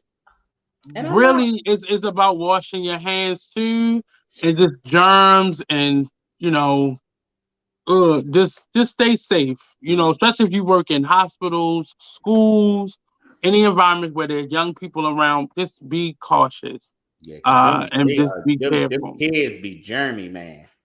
Mm, The children are germ, boy, they are germy. and you live in the house with them, so I'm afraid extra for you. Right. 'Cause, Right. I'm in the house with them and then I leave and I go to work. and I yeah, and you got all different ages, So you know so what I mean? Like, yeah, I'm catching mm, it from every angle. But yeah, like you definitely want to do that. One project I want to lift up just on a local level because I think it's important, and I think that we should start to lift that up. They first of all, there's a website called www.streamdmv.com, which mhm, I believe is a Black owned, Black operated streaming service that mhm, really caters to Black filmmakers in the Baltimore, DC, General Maryland area. Virginia, DMV, Baltimore in the DMV. Okay. mhm, And one of our local Black directors currently has a film that's streaming there. It's called The Eternal Extra by Cortez Ransom, mhm, who is a local actor, producer, director. He is the owner and founder of a theater company that has a incredibly long name that I am not going to try and remember right now. But you can look him up. His name is Cortez Ransom. The film is called The Eternal Extra. It is currently playing on. Hold on one second. I want to make sure I'm giving y'all the right information. It is currently playing on streamdmv.com. And that was sent in by Mr. Cortez as a rebuttal to Mr. George over here, Mr. G. Oliver, telling us comments from last week. Right. Oh, actually, no. Actually, it wasn't. It wasn't. So, like, we had talked about featuring some things that were going on locally. I actually reached out to him to ask him about it. So I did not know. He commented on one of the live feeds. Oh, okay. No, I actually hadn't seen that, but I actually texted him a few hours before we started. And it's like, hey, can you send me the information for your film? We want to lift you up during. And so I had no idea, but I know Cortez very well. We have worked together in the past several times. So if there was anyone that I would expect that would have a diametrically opposed position to the position that I presented last week, it would be him. Because they're out there, and even before Tyler Perry's film conglomerate there were other people who had started it. It just didn't get the notoriety. They didn't have the billions of dollars that he has to support it. They didn't have the support that he had. The footprint that that we often need. But and I don't want anybody to think that the point is lost on me, that we need to start investing more into that footprint. Right, because that footprint doesn't become a footprint for us until we all invest in it. I just think that there's multiple ways to do it. And just know and do your due diligence and do your history. There were other examples of people. I just learned that Flip Wilson owned the Flip Wilson show. Even though it was on network TV, he owned the show, and it was being produced by his own production company. Like there definitely, there's not a lot, but there are a lot of people who own their own asses, as Troy would say, throughout history. It just wasn't pushed and promoted the way it is today. I think the establishment would even promote, right? Like you would have probably had to have known Flip Wilson personally. I just learned that. Or been close to his inner circle at the time to have even probably known that. And then, and then history, we know, depending on who's telling it, they ain't gonna always tell that story. But I think, that's really, I don't know his full story, but I would assume that someone, like he had that knowledge that a lot of up and coming artists at the time didn't really have, right? Like, this is the way you need to do it so that you make sure that you maximize your returns, that you have final say or a large portion of the say. And some people, like, ignorance is bliss. It was an interesting time for him to do that because he got that variety show after years of being in the industry. So he had built a certain fan base up and he had a support system. So it wasn't impossible, but you had to know the right people. We talk about Sam Cooke owning his own production company. It wasn't many artists that even owned their own masters or their own music, let alone their own, so that goes into what we were talking about earlier, where, we have to kill that narrative that the only way that we can be successful if we sell something or we have one of our, sacrifice one of our loved ones or something. But it's possible. And as we were talking last week, I mean, the debate was real, but the idea that it is possible for us to own our own asses. And it may not be as popular. It may not, even the case of Tyler Perry, he talked about, the reason why his stuff looks so low budget sometimes because they gave him such a small amount of money to be able to do those things.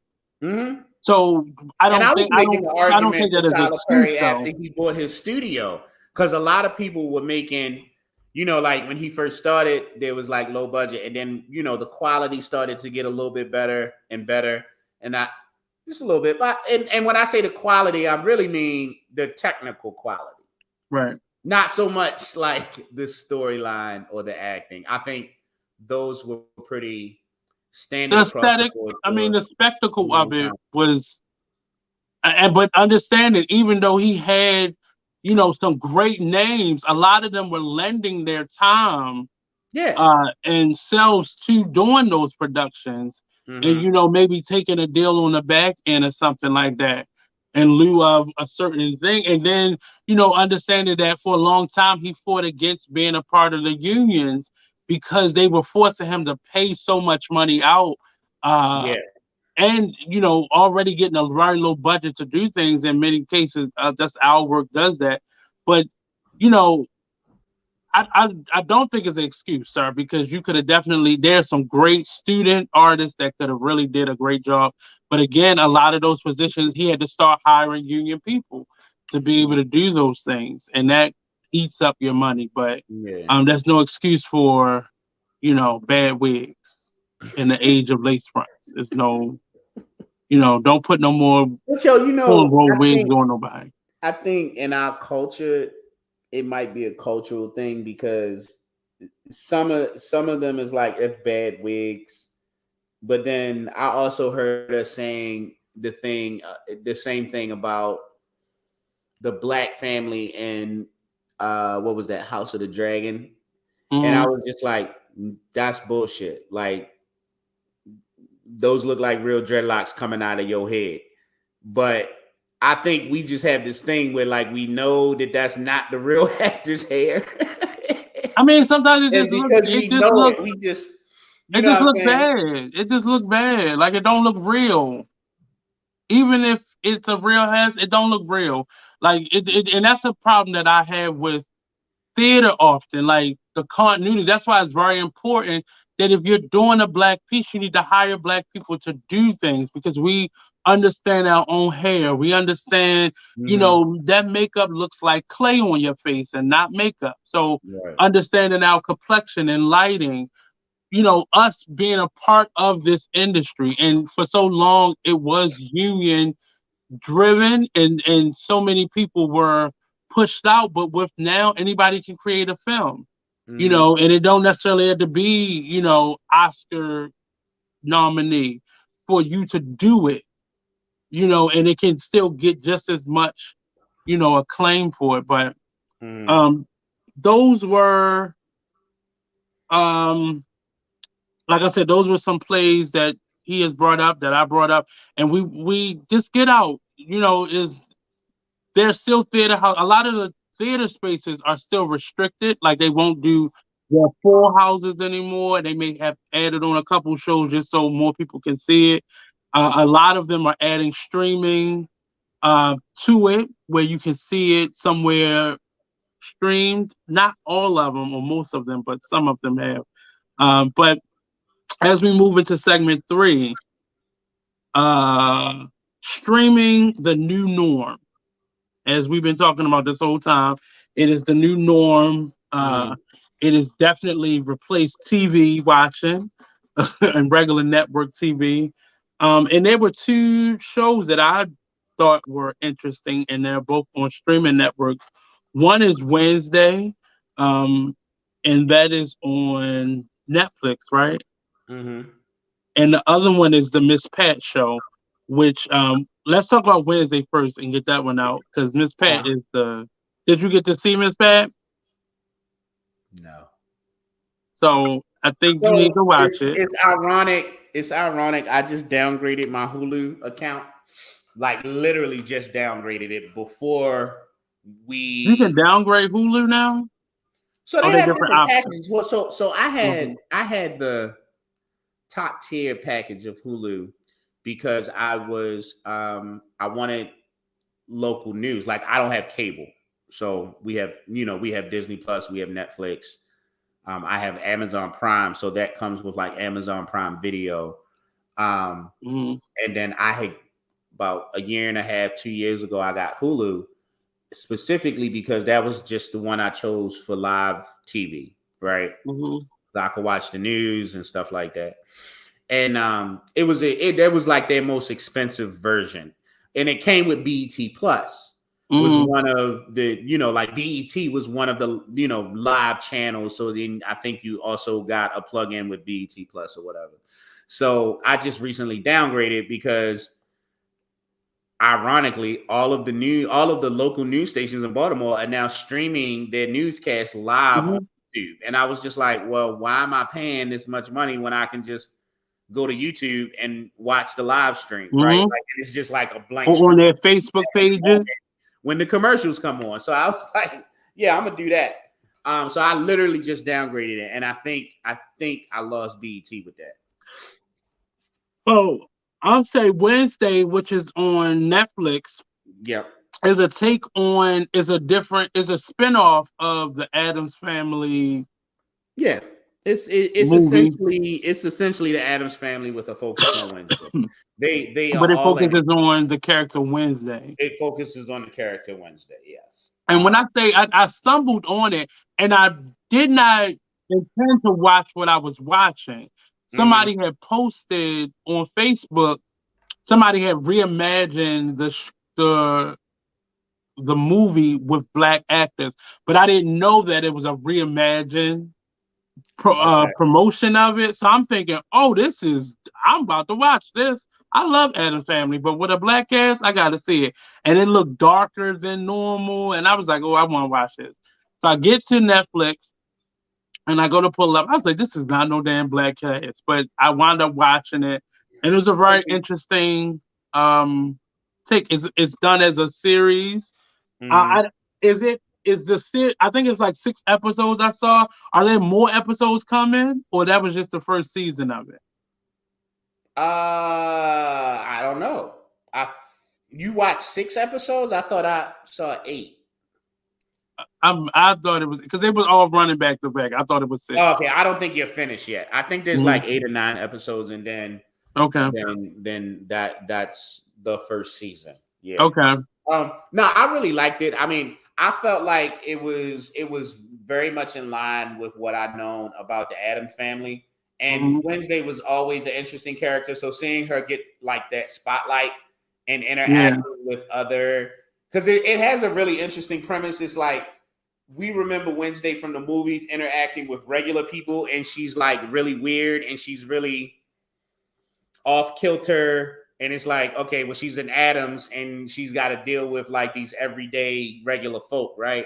And this one kind of flips it on its head because it starts with her getting kicked out of the school with the regular folks. And now she's got to go to the school where all the people like her are at. And she's still like apart, like she still stands out amongst them. And so it brings an interesting dynamic to her story. And just kind of delving into her character a little bit more. What's the Harry Potter?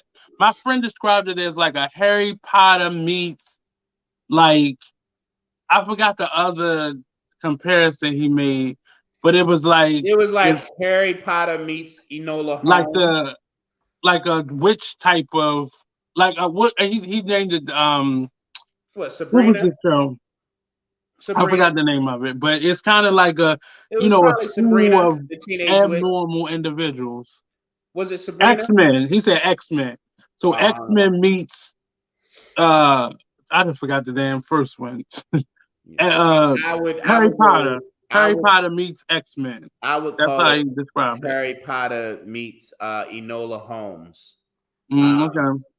Except that Wednesday was just not a very good detective in my mind. And I don't know if that was because it was her or just the way the story was written. But it's like it's a mystery. It's like Harry Potter, yeah. So that you got the witch elements and all that stuff. But then there's like this mystery and like there's a murder mystery weaved into everything. But you don't know it's a murder mystery And until I you was just get like, deeper yo, like into it. she's like the worst detective ever because like every episode, like there's a new suspect. Well, because And like the like clues so that she was literally all of the getting, supporting cast was a suspect at some point right, until right, the you get clues that she was right. getting So I was was like, not, none of them matched up. yeah, So it was like, and it was every like episode she was blaming somebody that else. was the right. That was the gripe that I kind of. That was the one thing. The gripe that I had with the show was that every episode it seemed to be she lands on like, oh, this is a new, this a new suspect that she's Right. 100% convinced did it, and then you find out that no, that's not. That's It was just, yeah. it was weird because I think they needed to drop some of the premise of the Addams family because it Mhm. just didn't match up. It like a lot of stuff just it didn't translate. Like the family dynamic needed to have been focused on. Like I could have did without the family being a part of it, and we Okay, just so talk that about the I'm the family. complete opposite. That was what drew me more into the show. Like I thought the show got more interesting when the family showed up, right? Like so for I kind of was wondering if it was just gonna be her and it, Yeah, and then the parents show back up, and the dynamic between her and her mother, which is new to the Addams family, because I don't think that that's something that historically had been a thing, at least not yeah, in the way that it was really kind of focused in on in this one. And then Uncle Fester shows up, and I love that the dynamic, of course, between Gomez and Morticia, which I thought was like right on point. And I thought it was great because, like I think for people our age, yeah, we remember Raul Julia playing Gomez, yeah. right? And he was very, he was very charismatic. He was very smooth, right? Like he was And I didn't get tall, that. and he This was one was a very lot like, clumsy. what I'm saying? Like he was very like, he was like your standard kind of attractive guy. And Right. the guy that they have playing Gomez now is not, he's He no didn't feel Raul Julia, creepy. right? Like he's a different class, but the character still rings very true. And like his love for Morticia and like how he reacts to her. So I actually really But it was I enjoyed that part of it. I just didn't see him, the character being as suave as the original No, he characters were. wasn't. He wasn't at all. And like I appreciate that because I feel like that's something that was uniquely Raul Julia. Like he was just, I think he was, if you've ever like, what I'm saying? Like, I don't know how many people our age really know his work outside of the Addams family, He's right? referring to the Are you referring to the movie or the TV show? No, I'm referring to, so Raul Julia played Gomez in the movies. Right. Addams Family and Addams Family Values. And Hmm. for a lot of people our age, that was really for most of us, that was probably our first introduction to the Addams Family. Well, I And had saw the TV show. I told you I watched old people stuff. yeah, So so I I watched see the the TV show TV too, show. but like as far as like, I like our generation's Gomez was him. Hmm. And the smoothness, the suaveness of him, I think was something that was uniquely his. And his take on the character. Because if you go back to the TV show, there was nothing suave or like copacetic, as Quentin said, No. about the original Gomez from the original like 1960s TV show. Right. Right. Right. And then so John Aston, I think is the name, right? Yeah. Nothing particularly like sexy or suave. He like that wasn't how he portrayed the role. But No. then while Julia comes in, and like I think that was just part of his charm. So like if you were familiar with his work, like outside of the Addams family, like he was like the Latino version of Mickey Rourke for that, And that time. it didn't. I So love the mixture of it because then the daughter looked like she was mixed, but that didn't bother me.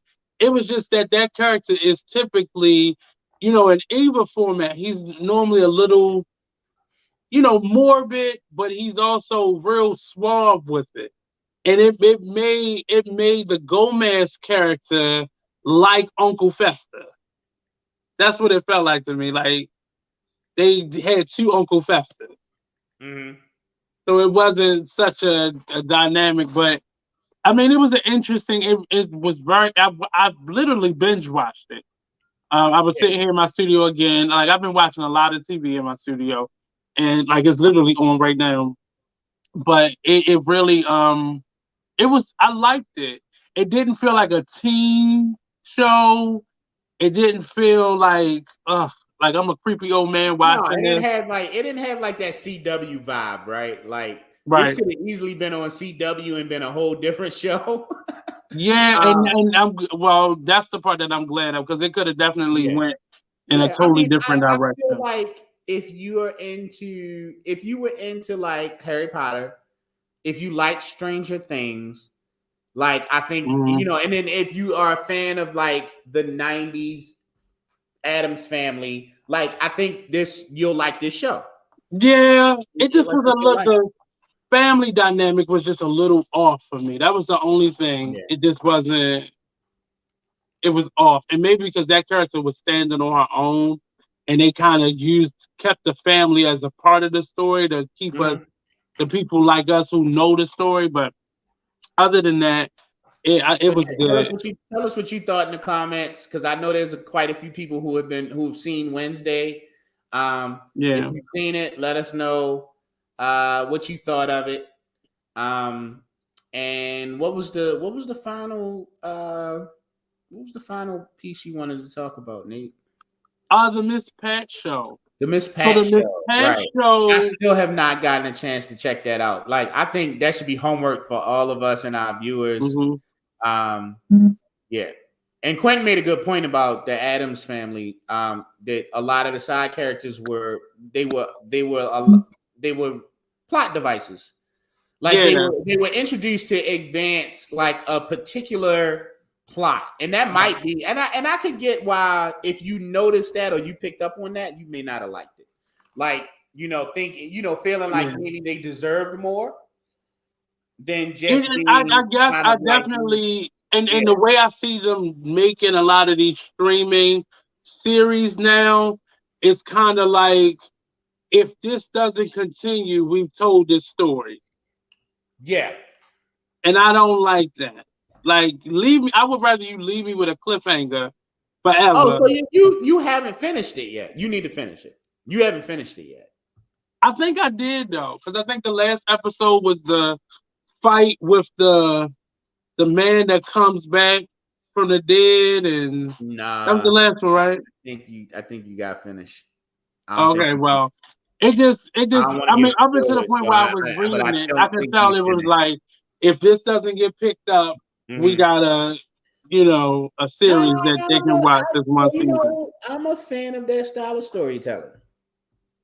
I mean, you like it, hit it Yeah, and quit it, and just I get out do. of there. I do. Because sometimes, what I'm saying, like it was But just see, that good. again, It was just that the good. And TV we I don't need to watch, sell it. We don't need the to sell TV it. that I'm I not trying to remember extend it. watching from a Let's child, it appreciate it had for what it a is. number of seasons, and Yeah. the stories were really And in depth, and you don't got listen. into it.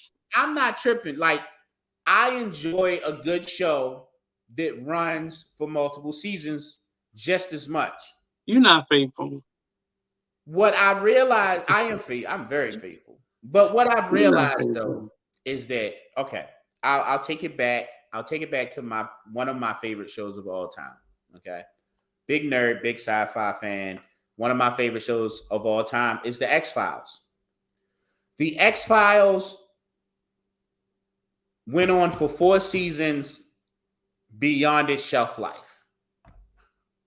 And it was Well, the X literally Files was riding, it was it only did boring. that, it was riding off the popularity of the first 4 or 5 seasons.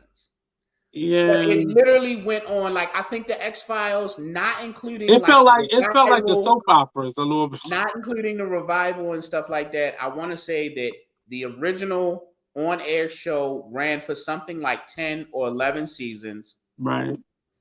They could have wrapped that show up at 7 or 8, but it was just so popular that they kept it going, and it really just honestly It was the type of TV where you was like, oh, it ain't nothing to do. Let me watch this today.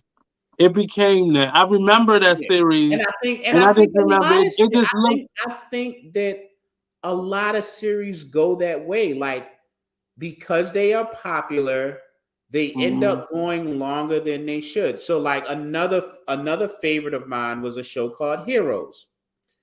I never saw that. Heroes was a great show that really could have ended after 2, maybe 3 seasons.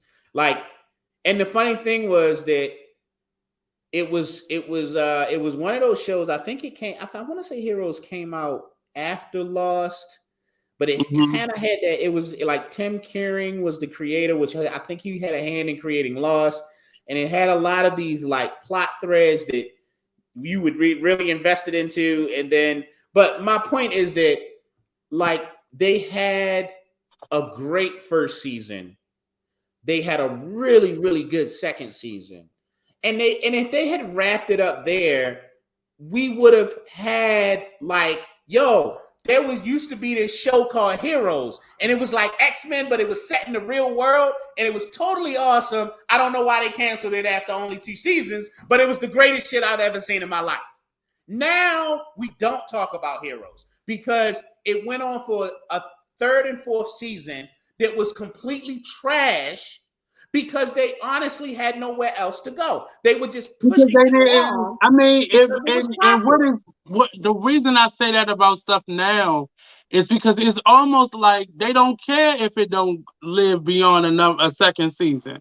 Like before, like it was a badge of honor that your show stayed on Yeah. for 9 and 10 years. Like Mhm. I remember MASH or Mhm. um what But there was was it? also a lot less competition back then.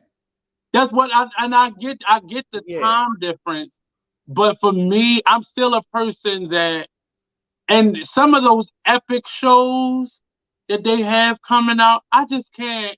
It's too much. You can't watch it in the middle. You gotta go back to the beginning. It was just Mhm. it's too much. Yeah, But I network just like a TV. nice little sitcom that'll make me laugh Mhm. and have a good message and it's off. And then Yeah. it comes back the next season is a totally different premises. Like I like stuff like that. Right. That's that grandma TV. I like grandma TV. But it's just hard getting invested in something and then it's over. Mhm. And I was like, damn, that's all they. The show we was talking about earlier, the But Black it brings. Green I Book mean, like show. you wouldn't feel like that. You wouldn't feel that way about a book. You know what I'm saying? Like you read a really good book, Oh yeah, I and definitely felt like that. Like books that had and you like got a great book, multiple.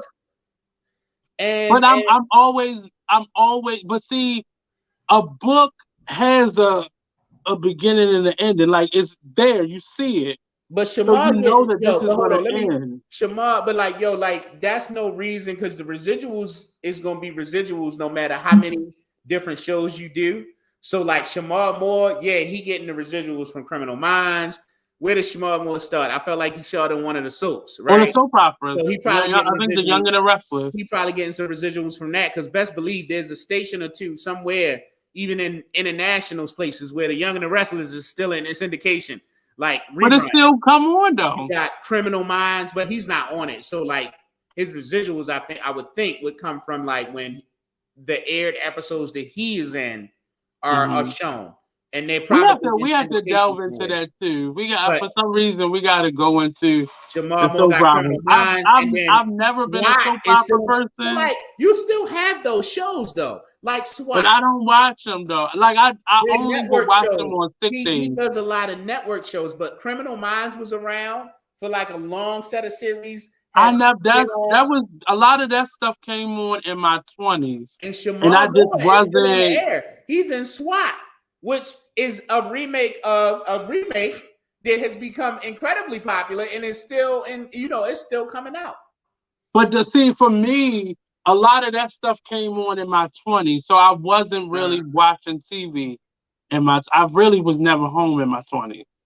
Gotcha. So Yeah, I rarely I watched never got TVs in my 20s. into I never got into what's it called, SWAT. But you know, I think it's hilarious because my kids, they like they like what you like. They don't like stuff where they gotta pay attention because like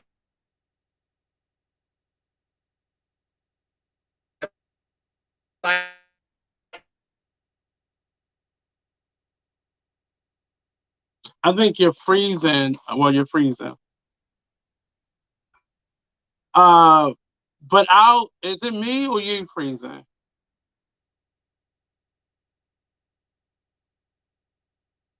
I don't know. Is this happening? Is it me or you? something is not quite Is connected. it me or you? I don't know. But I mean, as we were finishing out, like, yeah, and I see a lot more because people want that type of TV. Like, I like the structure of knowing when something was coming on, but I also love the fact that things you can watch whenever you feel like it. So I'm in between, Mm. but I like those narrative shows. What was the show with the zombies where the people were like Walking Dead. walking? Like, I like that. But Walking Dead was really good. as the season went on, I was like, this is too fucking much. At But this hold on point, they though. should just eat each other Let's and be just clear. call it a day. Let's be honest about something though. Walking Dead, when it first came out, right? And you know how Walking Dead was one of the first shows that started that whole mid-season break. Yeah. And the reason I think they started it was because The Walking Dead only filmed maybe the first 8 or 9 episodes, and then there was a break. Yeah. Because so their first season was like 8 episodes, and then it got expanded to like 13 or something like that. Mm-hmm. And that was because even when they were making the show, they didn't really know how people were going to. And I'm sure it was very expensive to make too, so they had to make sure they was gonna make money from it. And I think that was part of it too. But I think that there's some creators that are okay with this idea of like, let's do this. Let's make the best season of this show that we can possibly make. Let's not think about what we want to do next year. Let's not think about what we want to do in season 3. Because if we can make a great show now, then we can absolutely take the story further if we need to. Let's focus on this story. But you know the again, that's a double-edged sword because what happens is they become these cult shows. Like, what was How to Get Away with? Well, I think How to Get Away with Murder was different, but like those types of shows where they were, oh my god, like we don't even talk about what's the show where it's like in Europe somewhere, but it had black characters and shit. We don't even talk about that anymore. But we were glued to it. Everybody had to watch it, and they had these things coming around in your cities where you can go and be like it was so good to people, but now we don't talk about it anymore. So how good is that platform? I don't even if know it's not even it. You know, when you can't. I don't like the way they're doing it now, where it is the season has stopped, and then it feels like a whole year goes by before it comes back on again. Like, I don't like that. That's too much. I lose interest. I really lose interest I after feel that. like it's always been like that though. No, it would be all for the summer, not for the year. It would stop coming on in the summertime. Yeah, I think you're right. You're right because you're right. There would be like 3 months off, and then they'd be on for like 9 months. But that was the way. But you know what? I get that because Bridgerton, yeah, that's what it is. We don't even talk about that. Do it even come on anymore? No. Yeah, I think season 3 is coming. But look how long it's taking. I think that has more to do. I get that, Nate. Like, I think everybody agrees with you on that point, right? I think we all hate the whole like having to wait a year, 2 years for the next season. But then it comes back and it's like a totally different show. You like, you know what? I'm done. But a lot of times it's not a totally different show. I think that the time, there is definitely something that needs to be addressed about the time in between seasons. Even Because the actors are getting bored. The actors are getting bored. Like, I'm not coming back. I think you just divest from it. It's like and that's the part. By the time it comes back on, it's like, yo, that was 2 years ago. Right, like, and that's the part. Like, I done forgot about. I gotta go back and watch the other seasons to remember. So I think that issue becomes is that one, when we talk, and you mentioned this earlier, is that you know, we're seeing larger and larger budgets for these TV shows, and they are being filmed now. I think that, like, I remember learning about TV, and it was like, if you were on a show like MASH, which ran for like 9 months, that show was horrible, but we loved it. We watched that board-ass show. But I'm just saying, like, in that, they would shoot for like 16 weeks, and then they would take like a certain amount of time off, and then they would come back and they would shoot, and then they would take time off. But I think a lot of these shows that we see like on Netflix and stuff, I think they're filming these seasons almost like if you're filming a film. All at one time, yeah. And all at one time. And I think that's why they have such a long break in between, because they're essentially filming. Like, you remember that was a big thing when The Matrix decided to film The Matrix 2 and 3 back to back. It's like an 18-month shoot. Now, The Matrix 2 was roughly 2.5 hours long. The Matrix 3 was roughly 2.5 hours long. So that's like a 6-hour film, right? That they shot back to back, and it took them like, what, 16, 18 months. So what does that mean when you have like a 13 episode, 1 hour season? You know what I'm saying? So you're talking about 13 hours, or you're talking about, you're talking about 13 hours.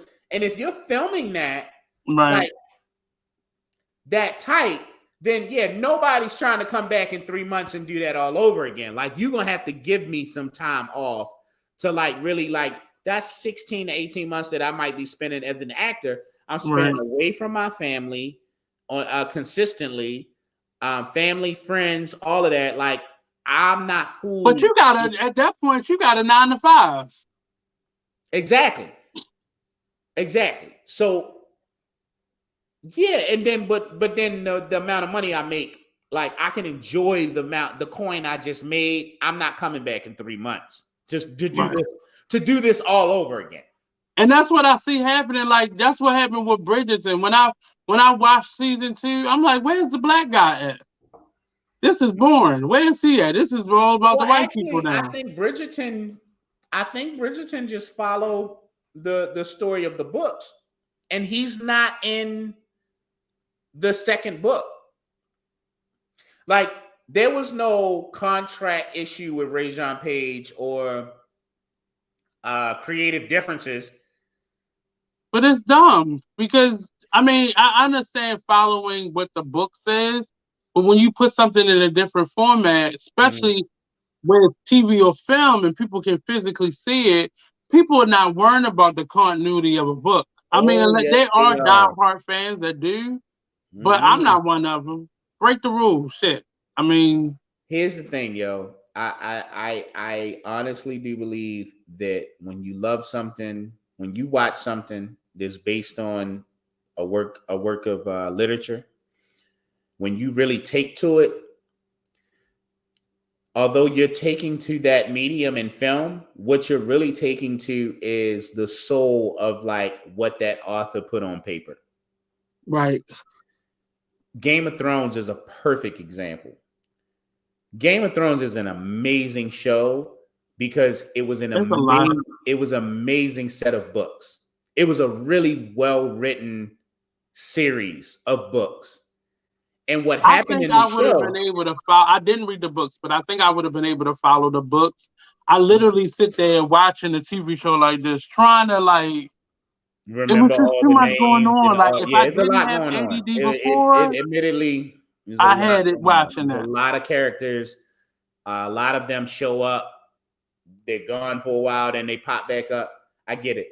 But The whole time I was just looking for the midget. That's all I was doing. I was looking for the little person. I just wanted to see him in something. Like, is he in this episode? Oh no, I'm not watching it.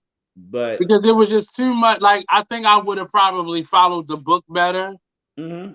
But watching the TV show, I was like, this is, and I was watching it with friends who loved it, who was one of the Twitters where they commentating the whole time. I was like, this is definitely like torture. And I'm a person that likes watching medieval documentaries on YouTube. Mm-hmm. But it was too much. It was too many stories. Too many different plot twists. It was a lot. And I love stuff like that when it's 15 feet of snow outside. I love it. I watch it all day long. Go to sleep, wake up, watch it some more. But this on a regular basis, that's just not my genre of TV. Make me laugh, make me think, leave me alone. Mm-hmm. And just come back next season and do the same thing. Yeah. But what I was gonna say about that was that the criticisms with Game of Thrones really started when the show got beyond the book. And even which though one is that? You said Game of Thrones? Huh? You said Game of Thrones got beyond the book? Yeah. So like if you notice there's a dip in the quality around somewhere between like halfway through season 5 and season 6. And it was because the show at some point got ahead of his books. Like he's still writing these stories. I'm sorry, I didn't get past episode 1. So like if you talk to a lot of people, they're very, very disillusioned. Like a lot of people were very disappointed with like season 6 and 7. Mm-hmm. That was because the show creators were now kind of like taking liberties, and there were character decisions and character things that were really out of character. A lot of people felt, and the story just and then they I can see how that can happen because it just felt like it was a world within itself. Yeah, huh? Watching it felt like a world within itself. Yeah, like watching the Star Trek series, like it just felt like a world within itself. That's exactly what it was, nigga. It was like what they call it. It was the 7 Kingdoms. Yeah, you know what I'm saying? Like that's what it was. But it's interesting to me because, like I said, I can watch that type of stuff on like a YouTube documentary, but to watch the TV show, it was like, it is too much going on here. Like, it felt like too much going on. Especially the first 4 seasons of Game of Thrones. The first 4 seasons of Game of Thrones is like television perfection. I don't know what you talking about, bro. I'm not saying the quality of it was bad. I'm saying it was too much. It was too much to follow. It was a lot. It was a lot. Like, so like, and you probably gonna think I'm crazy. I have watched Game of Thrones like all, like from the front to the back, I think 4 times. I believe I have friends like that. And it really is because every time I watch it, I feel like I figure something out new. Because there's so much shit going on in one scene. It is a lot. You got like 3 different people doing shit in one scene, and I'm like, you good with this? Like, if I felt like I had, like, if I didn't have ADD before, I had it watching that. I really did. What you gotta do is because I'm so sensitive to continuity and looking at that it was so much. Next time it snowed, just start it from episode 1, yo. I tried. I don't get past season 1. Trust me, yo. Trust me. Try it again. Mm-hmm. The snow is out. I always every time I try to watch it, I end up YouTubing I Love Lucy. I don't know where that comes from, but I have to go totally opposite of it in order to like get my mind back together. But we have one more show, the Miss Pat show. So Miss Pat show, if you had a hood mama or hood auntie or hood, this show will be traumatizing to you.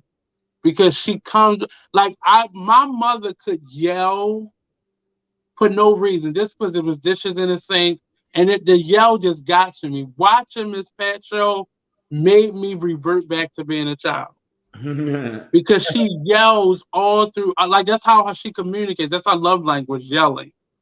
And the show is so there are many similarities to other shows, other sitcoms, and she doesn't like being compared to a lot of the women sitcoms, specifically the Thea Vidals, the Moniques, the Roseanne. She doesn't like being compared to any of them. But Okay. that's the best way to describe the show. Now the difference is none of those shows, with the exception of Roseanne. Roseanne's show was basically uh, based off a loose version of her life. Um, Monique and Thea, their shows were just sitcoms. It was not based off of their life. It was just roles that were written that kind of subdued them a little bit because their comedy was totally. Both of them had very raunchy comedy acts, and it made them sitcom moms. Both of them. This show is definitely in the vein of sitcoms. The same person who wrote Ain't No Mo, Ain't No Mo wrote this show. Right. And it is I can tell. But it is so real and raw that you be like, they let her say stuff like that.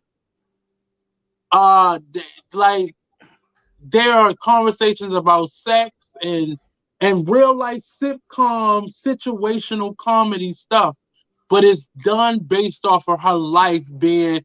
Miss Pat was a drug dealer. When she was younger, she had 3 babies by the time she was like 19 or 20. Um, she got pregnant by a of age man. She could not read. She was not good in school. Like all those things that could happen to somebody.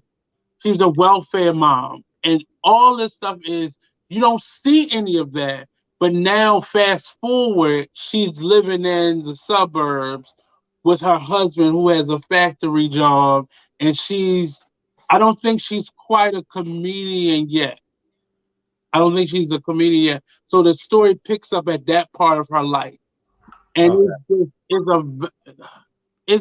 I watched the first season because I don't normally watch stuff as it's coming out. I wait till that's when they were putting out one episode at a time, and I remember waiting till all of them came on, and I just watched it straight through, and I laughed the same way I laughed watching the Parkers, watching Thea, watching Roseanne. I laughed the same way that I laughed watching them, and it was just a very interesting. When you watch it, it may be jarring to you because you have a certain aesthetic that you like watching. So this totally forces you to like just laugh, and it's not the best, but it is. The content will have you rolling. Okay. I'm gonna check it out. Imagine putting your ghetto aunt in the middle of a suburb like in Wisconsin somewhere. That's what this storyline is. That's like the premise of it. And it's just hilarious. And they're actually on season 2 right now. I'm gonna check it Well, out. it's season 2 already out, but they're about to bring out season 3. But I laughed. And I have not laughed at TV like that in a long time. So But that's I the laughed. Miss Pat show. It's currently you can find it streaming on BET Plus. Yes. Nate has been talking about this show since we started this podcast. I still have not seen it, but I'm gonna check it out. And I think it came out while we were doing the podcast. Like when we started, I think it was coming out at Yeah, that because I time. think it was like end of season 1, early season 2 when you first brought it up. Right. So yeah, I'm gonna check that out. Yeah, I love the options that we have in TV. Before it was Martin and the Fresh Prince or Bill Cosby and the Cosby Show and different were like all the options were like the same. So you had to fight between what you was gonna watch and Hmm. what show got your attention. And now it's just so much, so many options, especially for black shows or just shows in general. There's just so many options out there that you don't have an excuse to not be entertained anymore because it's something for everybody. You got Mm. the ratchet, reality show series that's going on Zeus and uh BET now, and you got all those. You got the docu series that's coming out.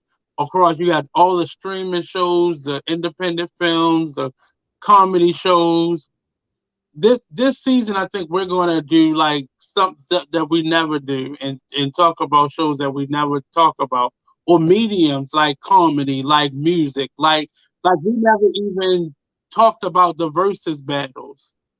I think that deserves to be talked about because that was a short genre of time, a short time in you know Chill, the yo. Verse pandemic battles that still happen, really was about us. But then and what they did they still do? live. They went and sold it off to a white company, and now they're suing them. Not they well that some early ones, yeah, but that's just white people being unscrupulous. Like we can't get caught up in that, yo. Like it's like there's a battle series that goes on right here in Maryland that is like highly regarded. What series is that?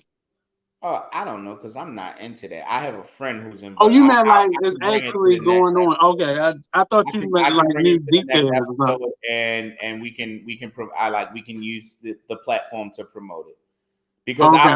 I'm not really into that. I have a friend who's involved in it, so I know that it's still very relevant. It is still very Mhm. vibrant. You know what I'm saying? But it's like theater. It's like either you know or you don't. Like you may know of it, but like I know of it, but I don't frequent like the rap battles.